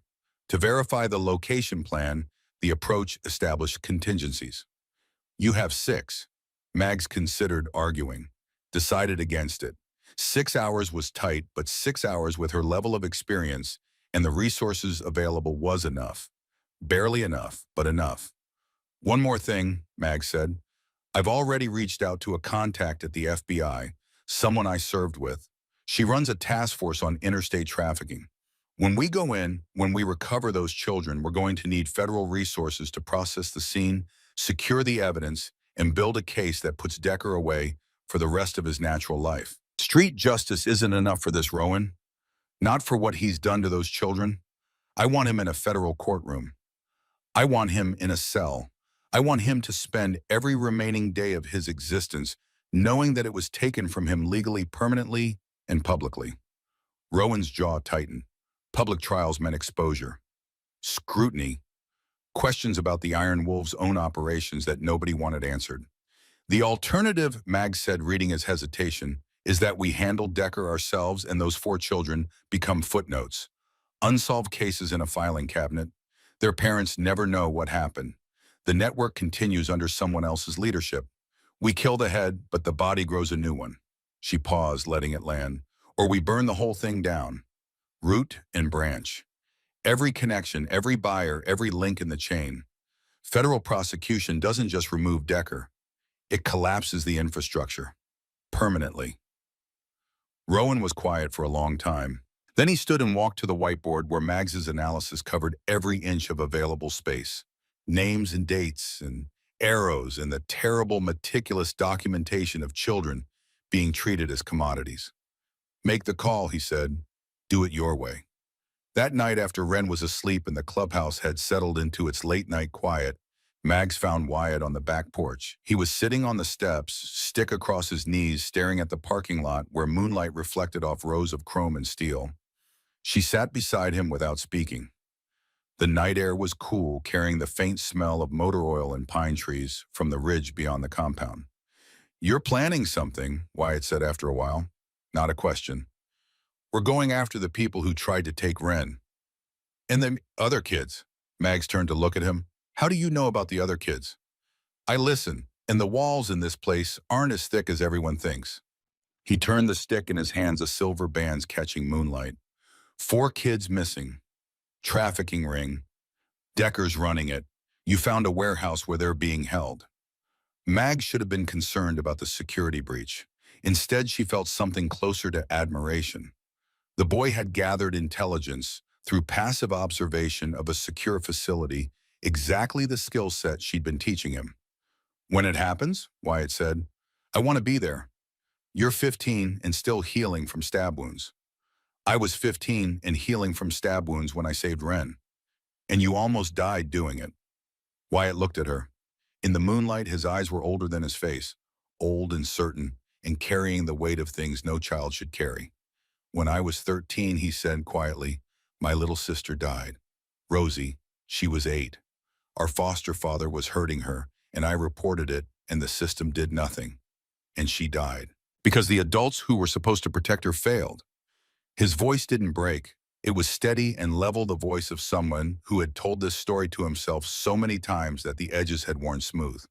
I made a promise after that I would never stand by and let a kid get hurt. Not ever again. That's why I carry this stick. That's why I fought those men on the street. And that's why I need to be there when you go after Decker. Because there are kids in that warehouse, and every hour we wait is an hour they're living in hell. And I know what that hell looks like because Rosie lived in it and I couldn't save her. Mag sat with that for a long time. The crickets sang, the motorcycles gleamed. Somewhere inside the clubhouse, someone was playing a guitar soft and low, a melody that drifted through the walls like a memory. I'll talk to Rowan, she said finally. It wasn't a promise. It wasn't a guarantee. But Wyatt seemed to understand that from Mags Colburn, it was the closest thing to a yes that the situation allowed. They sat together in the quiet, the woman who had left this world to protect her daughter, and the boy who had entered it to honor his sister. And they watched the moon track across the sky above the Iron Wolves compound, while somewhere in the industrial district, in a warehouse with loading docks facing east, 4 children waited in the dark for someone to come. Mag spent the final 6 hours before the operation the way she'd spent every pre-mission window in her military career.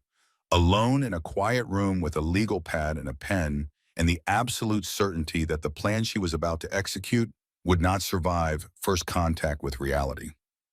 Plans never did.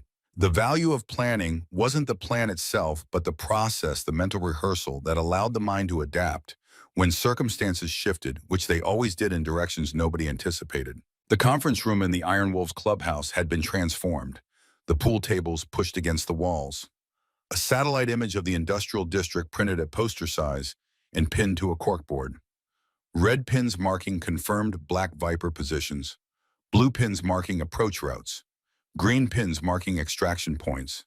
A timeline written in dry erase marker on the whiteboard, minute by minute, from initial deployment to final withdrawal. 2 operations, 2 objectives, 1 chance.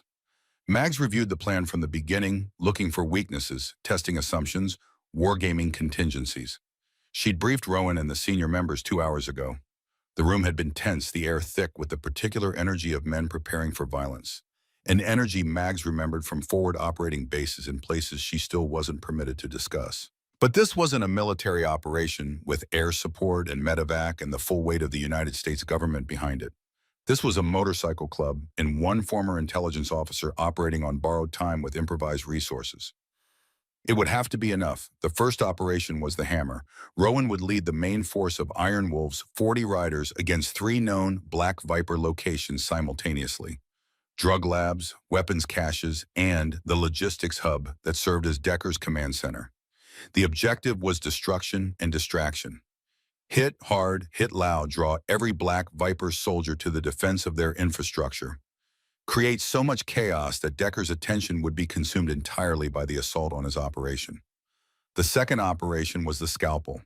Mags would lead a 4-person team to the warehouse in the industrial district, the holding point, where the children were being kept before transport. Mags Wyatt Sledge and 2 members Mags had personally vetted through the Canary Trap and confirmed clean. They would move on foot approach from the rail yard to the north, enter through a service door on the warehouse's blind side. Locate the children, secure them, get out. Timing was everything. The Hammer had to fall first, pulling Decker's resources toward the larger fight. The Scalpel had to move in the window between the initial assault and Decker's inevitable realization that the real target wasn't his drug operation at all. Mags estimated that window at 15 minutes. Maybe 20 if the Iron Wolves' assault was violent enough to maintain Decker's full attention. After that, someone would check the warehouse. Someone would raise an alarm, and the window would slam shut. She contacted her FBI contact 12 hours ago. Special Agent Beth Calloway, a woman Mags had served with in military intelligence before Calloway transferred to the Bureau's trafficking task force. They hadn't spoken in 3 years, but Calloway answered on the second ring and listened without interruption, while Mags laid out the situation in precise clinical terms. Calloway's response had been immediate. A tactical team would be staged 30 minutes out from the warehouse location, ready to move on Mags's signal.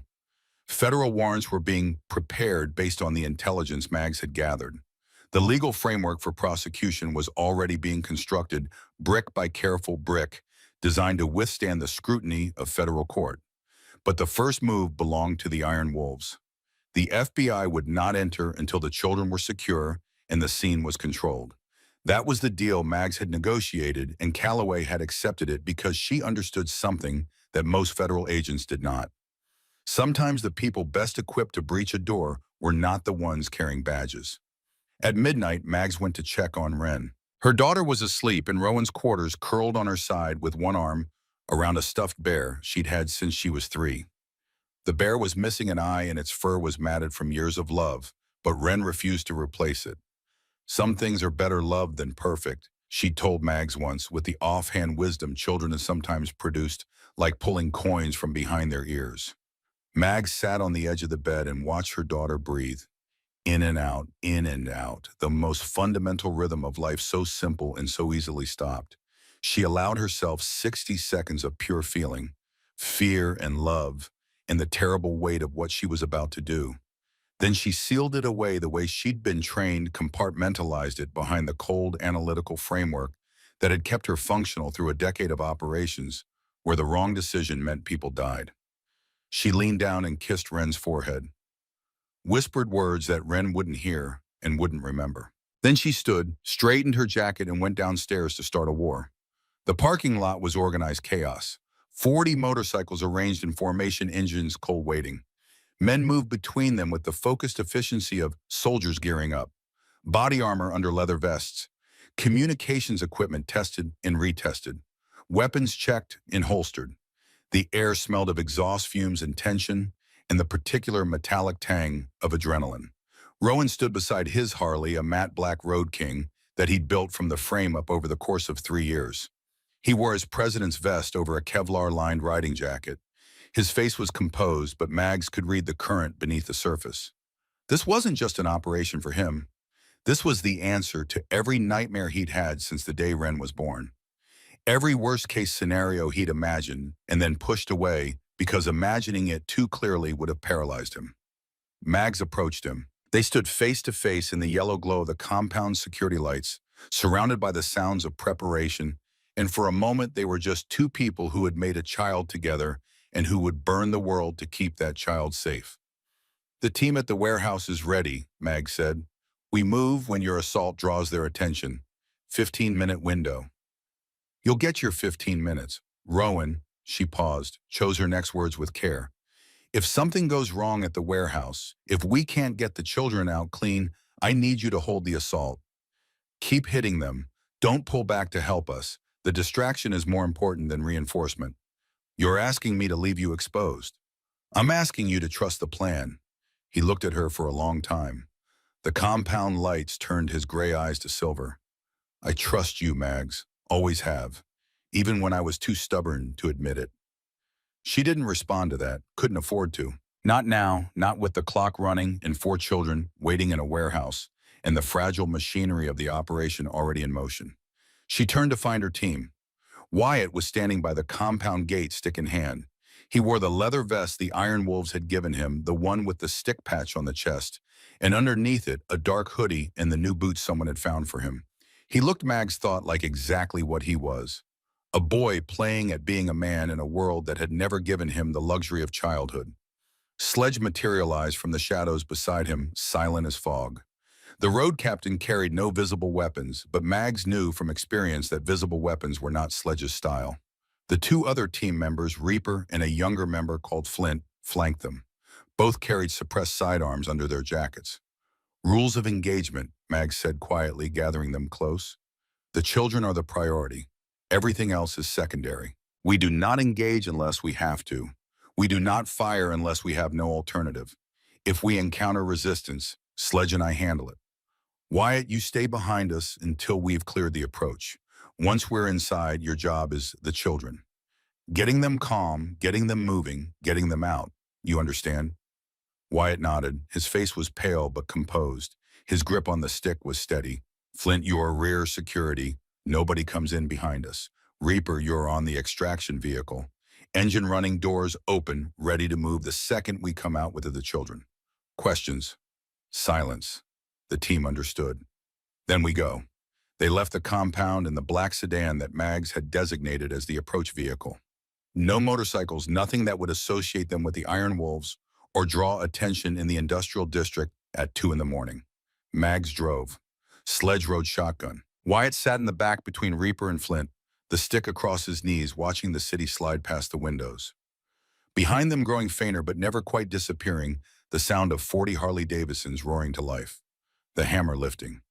Mags parked 3 blocks from the warehouse in the shadow of a derelict grain elevator that hadn't operated in 20 years. They covered the remaining distance on foot, moving through the rail yard in single file, stepping over rusted tracks and around abandoned freight cars that loomed in the darkness like sleeping animals. The warehouse was visible ahead, a long, low structure with corrugated metal walls and a flat roof set back from the road behind a chain-link fence that had seen better decades. 2 lights burned on the exterior, one above the main entrance on the south face, one above the loading docks on the east. The service door on the north side, Mags's planned entry point, was dark. She raised a hand. The team stopped. Through a compact pair of binoculars, Mags scanned the perimeter. 1 guard visible at the main entrance, leaning against the wall, smoking a cigarette, the orange ember bobbing in the darkness like a lazy firefly. No movement at the loading docks. No vehicles in the parking area except a box truck backed up to the dock. Rear doors closed. The box truck. Mags felt ice settle in her stomach. That was the transport vehicle. If it was here, if it was backed up to the dock with its doors closed and ready, then Decker's people were preparing to move the children. The timeline she'd assumed hours, maybe a day, had just collapsed to minutes. Change of plan, Mags whispered. That truck means they're moving tonight, possibly within the hour. We don't have time to wait for the assault to fully develop. Sledge's expression didn't change. He'd operated in enough fluid situations to know that the plan was already dead and the mission was what mattered. Sledge, take the guard at the front entrance. Quiet. Flint, disable the truck. I don't care how. Just make sure it doesn't move. Reaper, hold the extraction point. Wyatt, you're with me. North side door. We go in fast. They split. Sledge disappeared into the darkness with the particular silence of a man who had spent years learning to move without being perceived. Flint circled toward the loading dock, staying low, using the fence line for cover. Mags and Wyatt approached the north side of the warehouse. The service door was metal rusted at the hinges, secured with a padlock that looked newer than the door itself. Mags produced a tension wrench and a pick from her jacket pocket and went to work. The lock was cheap, a commercial-grade master that yielded in under 20 seconds. She eased the door open. Darkness inside, smelling of dust and mildew and something else underneath. Something sour and human. The smell of people kept in confined spaces without proper sanitation. Mags had encountered that smell before in places she tried not to think about, and it hit her now like a fist to the chest. They entered. Mags led a compact flashlight in one hand, filtered red to preserve night vision. The beam revealed a corridor lined with old shelving units, empty, leading deeper into the building. Concrete floor, exposed ceiling beams. The hum of a generator somewhere ahead, providing the electricity that kept the exterior lights burning. Wyatt moved behind her stick, held in a ready position that Sledge had drilled into his muscle memory over the past 4 days. Low guard blade angled forward, weight balanced on the balls of his feet. His breathing was controlled, steady, 4 counts in 4 counts, out the way Mags had taught him to manage adrenaline. But she could feel the tension radiating from him like heat from a furnace. Every step brought them closer to whatever waited inside this building, and Wyatt's entire body was a coiled spring. The corridor opened into a larger space. A main floor that had once been used for manufacturing or storage, now empty except for a collection of folding tables and chairs arranged in one corner, a portable toilet against the far wall, and in the center of the space, illuminated by 2 standing work lights connected to the generator, a cage. It was made of chain-link fence panels zip-tied together at the corners and topped with a sheet of plywood to prevent climbing. Roughly 10 feet by 10 feet. Inside, lying on thin mattresses placed directly on the concrete floor, were 3 children, 2 girls and a boy. The girls looked to be 7 or 8. The boy was older, maybe 11. They were dressed in clothes that were too large for them, donated or scavenged, and they were thin, visibly thin, with the hollow cheeks and dull eyes of children who had stopped expecting rescue. They were awake, all three of them, staring at Mags and Wyatt with expressions that held no hope and no fear, only the blank endurance of creatures who had learned that their suffering had no audience and their cries had no answer. Something happened inside Wyatt. Mags saw it, a transformation that began in his eyes and rippled outward through his entire body. The tactical awareness that she'd observed and cultivated, the trained readiness, the controlled breathing, all of it fell away like a mask removed. What was left was something raw and fundamental. A boy looking at children in a cage and seeing his sister in a bathtub.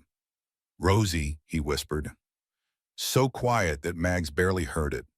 She put a hand on his shoulder. Firm, grounding. "We're getting them out. Right now, stay with me." They moved to the cage. The door was secured with a combination padlock heavier than the one on the exterior door. Mags examined it, then looked at Wyatt. "Can you keep them calm while I work on this?" Wyatt knelt beside the cage. The children shrank back, pressing against the far side of the chain link, eyes wide. They'd learned to associate adult approach with pain and fear, and every instinct in their small bodies was screaming retreat. "Hey," Wyatt said softly. His voice had changed. The hardness was gone, replaced by something gentle and broken and unbearably tender. "My name's Wyatt. I'm going to get you out of here. You don't have to be afraid anymore." The oldest boy looked at him, looked at the stick, looked at the leather vest with its patches and the bruises still visible on Wyatt's face and the bandages on his arms. "Are you a policeman?" the boy asked. "No, I'm just a kid, like you." Something in those four words penetrated the wall of fear. The boy's expression shifted. Not trust exactly. Trust would take months to rebuild, maybe years, but something adjacent to trust. The recognition that the person on the other side of the chain link was speaking a language the boy understood. Mags worked the combination lock. It was a different beast than the padlock on the door. Hardened steel 6-pin core anti-pick features. She worked through her kit, trying different approaches, feeling the pins, testing tensions. The seconds stretched. Each one felt like a minute. Each minute felt like an hour. A sound from the far end of the warehouse. A door opening. Footsteps. Voices. Mags froze. Two men approaching from the south side of the building, talking in low tones. She caught fragments. "Trucks ready? Load them up. Decker wants them moving by 3. They were out of time. Mags abandoned the lockpick and turned to Wyatt. "New approach. Stand back." She pulled a compact bolt cutter from her pack, the one piece of equipment she'd debated bringing and was now profoundly grateful she'd included. The hardened steel jaws closed on the padlock shackle. Mags squeezed. The metal resisted, then yielded with a snap that sounded impossibly loud in the warehouse's acoustics. The voices stopped. A beat of silence that lasted a lifetime. "Who's there?" Mags pulled the cage door open. "Wyatt, get them out. Get them to the north door. Go!" Wyatt didn't hesitate. He reached into the cage and scooped up the smaller of the two girls, who weighed almost nothing, a bundle of bones, and fear that clung to his neck with desperate strength. The other girl scrambled out on her own, following Wyatt with the blind trust of a child who had no options left. The boy came last, moving stiffly, looking back over his shoulder with an expression that said he'd stopped believing in escape, but was willing to try one more time. Mags turned to face the approaching footsteps. Two men rounding the corner of the shelving units, reaching for weapons when they saw the open cage. She moved before they could draw. The first man received an elbow strike to the throat that dropped him to his knees, gasping, hands clutching his neck. The second reached a pistol halfway out of his waistband before Mags caught his wrist twisted and used his own momentum to drive him face first into the shelving unit. Metal shelves collapsed with a crash that echoed through the warehouse like a thunderclap. The man slumped. Mags secured both with zip ties in under 30 seconds. She ran for the north door. Wyatt was ahead of her, moving through the corridor with the girl in his arms and the other two children stumbling behind him. He was talking to them continuously, a low, steady stream of reassurance that Mags could hear but not decipher. The words didn't matter. The tone did. It was the voice of someone who understood their terror because he'd lived inside his own, and who was promising with every fiber of his being that the worst was over. They reached the north door. Mags pushed through, first scanning the exterior. Clear. The rail yard stretched before them, dark and silent, the path to the extraction point open and unobstructed. Then a voice behind them, not from inside the warehouse. From the side of the building where the loading docks faced east, and the box truck sat with its engine now disabled thanks to Flint. "Stop right there." Mags turned. Decker stood 20 feet away at the corner of the warehouse where the north wall met the east face. He held a pistol in his right hand. His left arm hung at his side at an odd angle, injured during the Iron Wolves' assault on one of his other locations, Mags guessed. He must have come here when the attack began, heading for the children, his most valuable assets, intending to move them before the net closed. Behind him, nothing. No backup. No soldiers. The Iron Wolves' hammer had done its job. Decker's forces were scattered, fighting on 3 fronts, and he'd come to the warehouse alone. But alone with a gun was still alone with a gun. "Put the children down," Decker said. His voice was calm, controlled the voice of a man who had operated in combat zones and crisis situations, and who treated a pistol as an extension of his will, rather than a tool that required thought. "Put them down and step away, or I start shooting." Mags positioned herself between Decker and the children. Behind her, she could hear Wyatt setting the girl down, could hear the children's breathing fast and shallow, the sound of terror returning to bodies that had briefly dared to hope. "You're done, Decker." Mags kept her voice level, conversational. The tone she'd been trained to use in hostage negotiations, a tone designed to lower the emotional temperature of a situation rather than escalate it. "Your operation is finished. The Iron Wolves are dismantling your infrastructure as we speak. Your people are either captured or running. There's nowhere to go." "There's always somewhere to go." Decker shifted his aim, not to Mags, past her, to the children. "Those kids are worth $2 million delivered. That's my retirement fund standing behind you. I'm not walking away from that." "You're not walking away at all." Mags took a step forward, slow, deliberate hands visible. "Federal agents are 10 minutes out. Your finances have been traced. Your network's been mapped. Every buyer, every intermediary, every link in the chain. It's over." "Then I've got nothing to lose." Decker's finger tightened on the trigger. "Move aside." "No." The word hung in the air between them, simple and absolute. Mags did not move. She stood in the space between a man with a gun and 3 children she'd never met before this night, and she refused to step aside. Behind her, she heard movement, a shuffle of feet on gravel, and then Wyatt stepped up beside her. He was holding the stick, the reinforced hickory with its silver bands and engraved words that caught the moonlight. He positioned himself at Mags's right shoulder, the stick held in the guard position Sledge had taught him, and he looked at Decker with eyes that held absolutely nothing that resembled fear. "I remember you," Decker said. He almost smiled. The expression was worse than anger. "The stick kid, the one who wrecked my team on the street. You brought a stick to a gunfight again." "Worked last time," Wyatt said. "Last time I wasn't there." Mags needed time. 10 minutes until the FBI arrived. 10 minutes until federal tactical teams swarmed this location and rendered Decker's pistol meaningless. She needed to keep him talking, keep his attention split, keep the gun moving and the trigger finger hesitating. "Your man Curtis told us everything," Mags said. "The routes, the buyers, the financials. We know about the children who came before these 3. We know where they were sent. The FBI is already moving on the receiving end.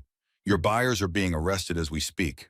A flicker of uncertainty in Decker's eyes, the first crack in his composure. "Curtis is dead," Decker said. "Curtis is in federal custody.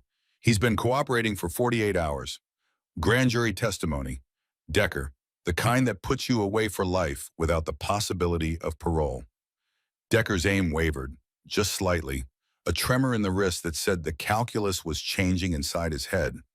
The retirement fund behind Mags was becoming less valuable by the second if the network it depended on was already collapsing. But a cornered animal was the most dangerous kind, and Mags saw the moment when Decker's calculations shifted from escape to revenge.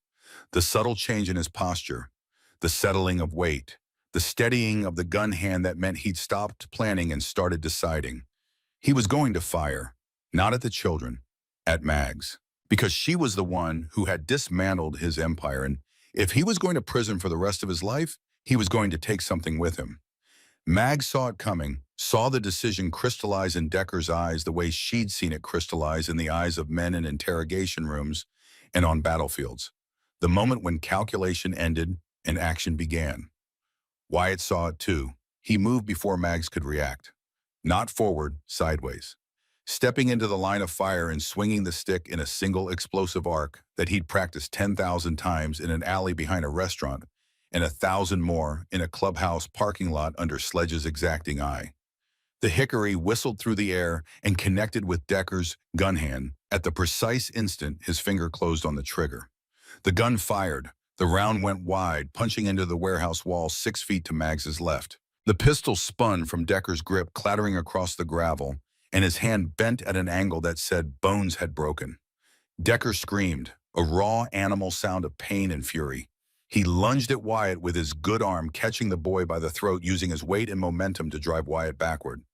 They hit the ground hard, Decker on top, his uninjured hand closing around Wyatt's neck the way hands had closed around it once before on a street that now felt like a lifetime ago. Mags moved. She crossed the distance in 3 strides and delivered a precise strike to the nerve cluster behind Decker's ear. His grip loosened. She followed with an arm bar that hyperextended his injured elbow, and Decker collapsed sideways, howling. She pinned him face down on the gravel, one knee on his spine, both his arms secured behind his back with zip ties before the echoes of the gunshot had fully faded. Wyatt lay on his back, gasping.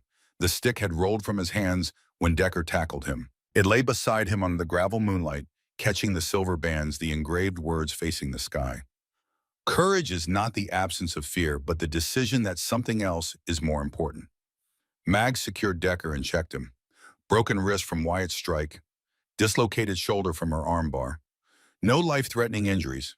He was groaning and cursing and would continue to do both for the foreseeable future, but he wasn't going anywhere. Then she turned to Wyatt. The boy was sitting up, rubbing his throat, his breathing ragged but steady. He was staring at Decker with an expression Mags recognized because she'd studied it in her own mirror for years. The expression of someone who had confronted the thing they feared most and found that they were still standing on the other side. But there was something else in his eyes, something darker.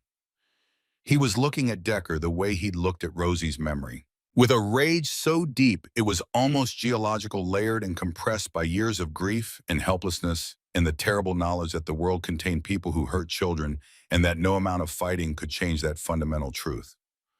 Wyatt reached for the stick, picked it up, stood over Decker's prone form with the hickory raised above his head. He could end it, right here. One strike to the base of the skull. Mags knew enough about anatomy and enough about the force Wyatt could generate with that reinforced stick to know that a single blow would be sufficient. Decker would stop breathing and Wyatt would have done what the system had failed to do for Rosie. He would have delivered justice with his own hands. The children were watching, all 3 of them huddled together near the north door, staring at the boy with the stick and the man on the ground. Watching to see what happened next. Watching to see if the world was the kind of place where violence solved violence, or if there was something else, something they hadn't yet been shown. Mag stepped close, not between them, beside Wyatt. She put her hand on his shoulder the same way she had inside the warehouse, and she spoke quietly so that only he could hear. You've already won, Wyatt. You saved those children. You did what you promised Rosie you would do. You don't need to become the thing he is. The stick trembled in the air. Wyatt's arms shook with the effort of holding it raised, or maybe with the effort of holding it back. His jaw was clenched so tight the tendons stood out in his neck like cables. He would have sold them, Wyatt whispered. Like they were nothing. Like Rosie was nothing. I know, and he's going to answer for that. In a courtroom in front of the whole world with cameras and witnesses, and a judge who will put him in a cell where he'll spend every remaining day of his life knowing exactly what he did and knowing that everyone else knows too. That's worse than dying, Wyatt. Dying is easy. Living with the truth is the punishment. The stick stayed raised for 3 more heartbeats, then 4, then face off. Then Wyatt lowered it, slowly. The hickory came down to his side and his shoulders dropped, and something left his face that had lived there since he was 13 years old. Not the grief would be with him forever woven into the fabric of who he was, but the rage, the consuming, corroding fury that had been the engine driving him forward for 2 years. It didn't disappear. It transformed into something quieter, something that felt less like fire and more like purpose. He stepped back from Decker, turned to the children huddled by the door. Knelt in front of them, the stick laid on the ground beside him, no longer a weapon but just a piece of wood. "It's over," he told them. "The bad part is over. You're safe now." The smallest girl, the one he'd carried from the cage, reached out and touched his face. Her fingers were cold and trembling, and they traced the bruise on his jaw with a gentleness that belonged to a different world than the one she'd been living in. "Are you a hero?" she asked. Wyatt's eyes filled. He blinked and 2 tears tracked down his cheeks, cutting clean lines through the dust and grime. He didn't wipe them away. "No," he said. "I'm just someone who didn't look away." Sirens, growing louder, red and blue lights flickering in the distance, painting the rail yard in alternating colors. The FBI tactical team, right on schedule. Maggs's contact had delivered. Within minutes, the warehouse was swarming with federal agents in body armor. Decker was loaded into an armored transport, still cursing, still bleeding. The 3 children were wrapped in thermal blankets and examined by paramedics who'd arrived with the federal team. The smallest girl refused to let go of Wyatt's hand until a female agent gently coaxed her into an ambulance with the promise of hot chocolate and a phone call to her parents. Her parents, who had been waiting for 4 months, who had filed reports and begged detectives and plastered their daughter's face on telephone poles and prayed every night to a God they were no longer sure was listening. They would get a phone call tonight, so would the other families. 4 calls, 4 families who would answer their phones at 3 in the morning and hear the words they'd stopped daring to hope for. "We found them. They're alive. They're coming home." Mag stood in the gravel lot outside the warehouse and watched the organized chaos of a federal crime scene taking shape. Evidence teams photographing everything, agents cataloging the contents of the box truck, a forensic accountant already on a laptop tracing the financial threads that Maggs had identified, pulling the network apart strand by strand. Rowan arrived 20 minutes after the FBI. He came alone on his motorcycle, having left the cleanup of the Black Viper locations to his lieutenants. He pulled into the rail yard and killed the engine and sat on the bike for a long moment looking at the warehouse, the flashing lights, the ambulances, the federal vehicles. Then he saw Wyatt sitting on the ground near the north door, stick across his knees, exhaustion, and something like peace written across his battered face. And he saw Mag standing 10 feet away, arms crossed, watching the boy with an expression that Rowan had never seen on her face before. Not in 12 years of marriage, not in 5 years of co-parenting, not in all the time he'd known her. She was looking at Wyatt the way she looked at Wren. Rowan walked over and stood beside her. They didn't speak. They didn't need to. They watched the ambulances pull away, carrying 3 children toward hospitals and parents, and the long, hard work of rebuilding shattered lives. They watched federal agents haul evidence from the warehouse in sealed containers. They watched the sky begin to lighten in the east, the first gray suggestion of dawn spreading along the horizon like a promise. "The other Viper locations," Maggs asked eventually. "Destroyed. Operations shut down. Most of their people either captured or scattered. Decker's organization is finished. And your people?" "Some injuries. Nothing critical." Sledge took a graze to the shoulder. "Wouldn't let Patch look at it until after he'd secured the perimeter here." That sounded like Sledge. "Maggs." Rowan's voice was quieter now, stripped of the authority and command that usually armored it. Just a man's voice. A father's voice. "What you did here tonight. What you built in 72 hours. The intelligence work, the planning, the execution. I couldn't have done this. The club couldn't have done this. Not without you." "I know." He almost smiled. Still no false modesty. "Never had much use for it." They stood in the growing light, and somewhere behind them, Wyatt got to his feet and walked over to join them. He looked exhausted, depleted, running on nothing but willpower and the residual charge of having done something that mattered. But he was standing, and he was holding his stick, and that was enough. 6 months later, the leaves had turned on the 20 acres outside the city where Rowan Colburn's house sat at the end of a gravel drive lined with oak trees. The property had been in the Iron Wolves holdings for years, used occasionally for retreats and celebrations, but Rowan had made it a home when Wren was born. A big house, nothing fancy, with a wraparound porch and a detached garage and enough land for a German shepherd named Titan to run himself ragged chasing squirrels. Mags had rented a house 3 miles down the road. A small place, 2 bedrooms with a garden, she was slowly teaching herself to tend. Close enough to be present, far enough to be independent. The arrangement worked. She and Rowan had found a rhythm for co-parenting that functioned better than their marriage ever had, built on mutual respect and shared purpose rather than the romantic illusions that had brought them together and the fundamental incompatibilities that had driven them apart. Wyatt lived with Mags. The paperwork had taken months. Emergency foster placement first, while the lawyers untangled the legal complexities of a homeless minor with no living relatives and a history in the system that read like a cautionary tale. Then formal guardianship granted by a family court judge who had reviewed Mags's military record, her security clearance, her stable employment as a private security consultant, and the testimony of approximately 15 Iron Wolves members who showed up in the courtroom wearing their Sunday best and scared the judge's clerk half to death. Wyatt had a room with a real bed and a desk and a closet full of clothes. He had a school, the same private academy Wren attended, where his teachers had quickly discovered that the quiet boy with the scars on his arms and the stick he carried everywhere possessed a mind that devoured information the way fire devours oxygen. Straight A's in everything except math, which still required effort and a growing reputation among his classmates as someone you absolutely did not want to mess with, not because he was violent, but because he had a calm, steady presence that suggested he had already survived things they couldn't imagine. He trained with Sledge 3 times a week. His collie technique had progressed from promising to formidable, and Sledge had begun teaching him eskrima and basic jeet kune do concepts to complement the stickwork. Mags continued her own training with him, intelligence tradecraft adapted for civilian application, observation analysis, threat assessment, and report writing. Wyatt took to it the way he'd taken to everything Mags taught him, with quiet intensity and a hunger for competence that bordered on obsessive.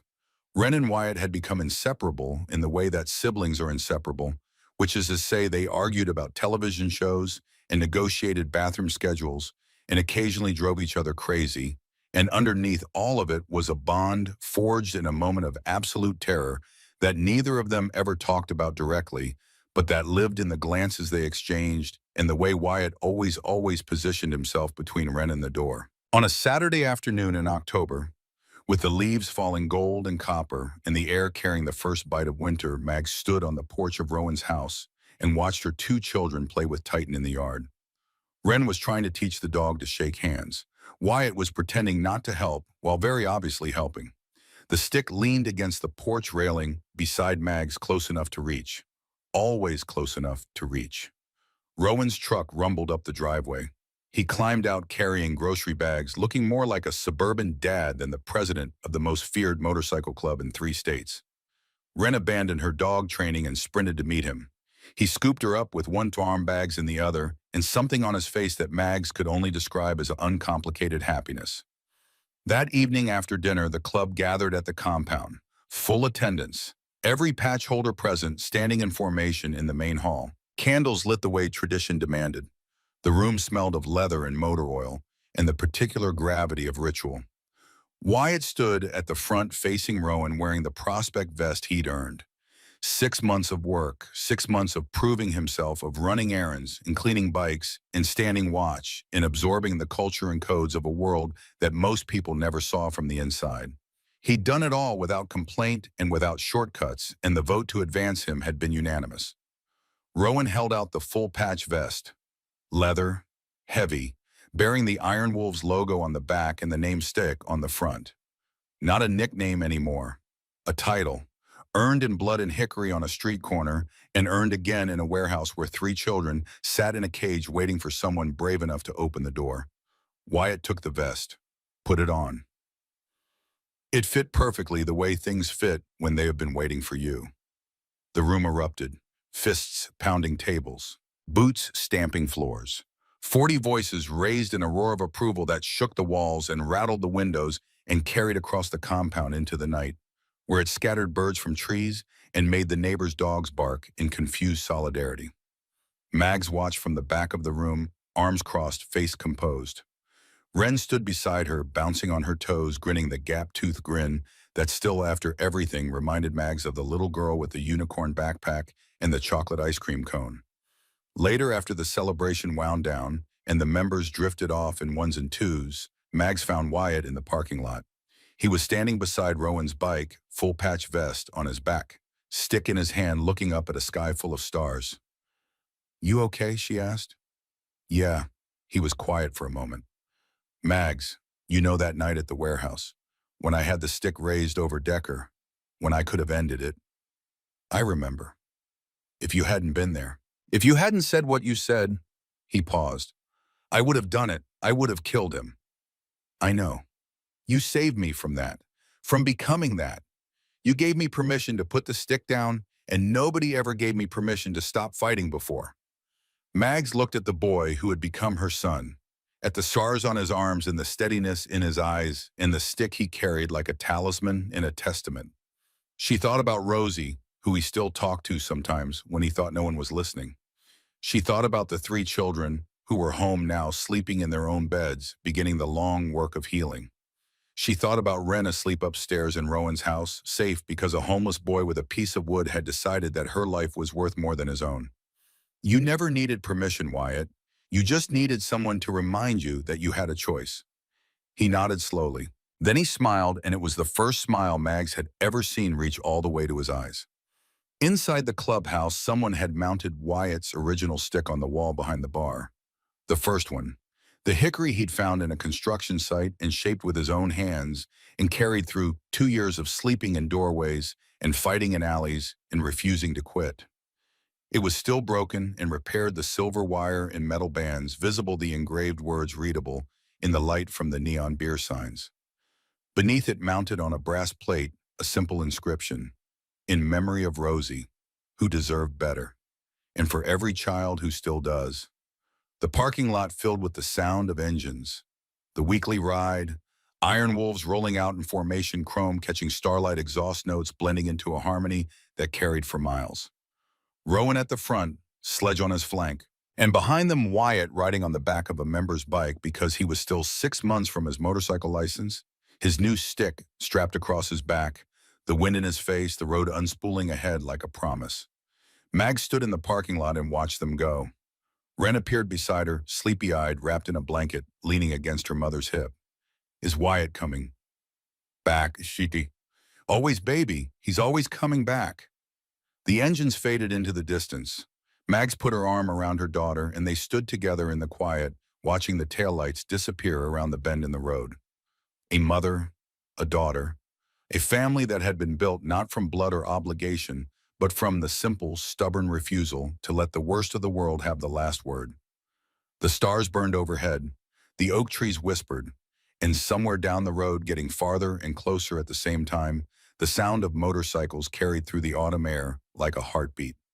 Steady, strong, going on.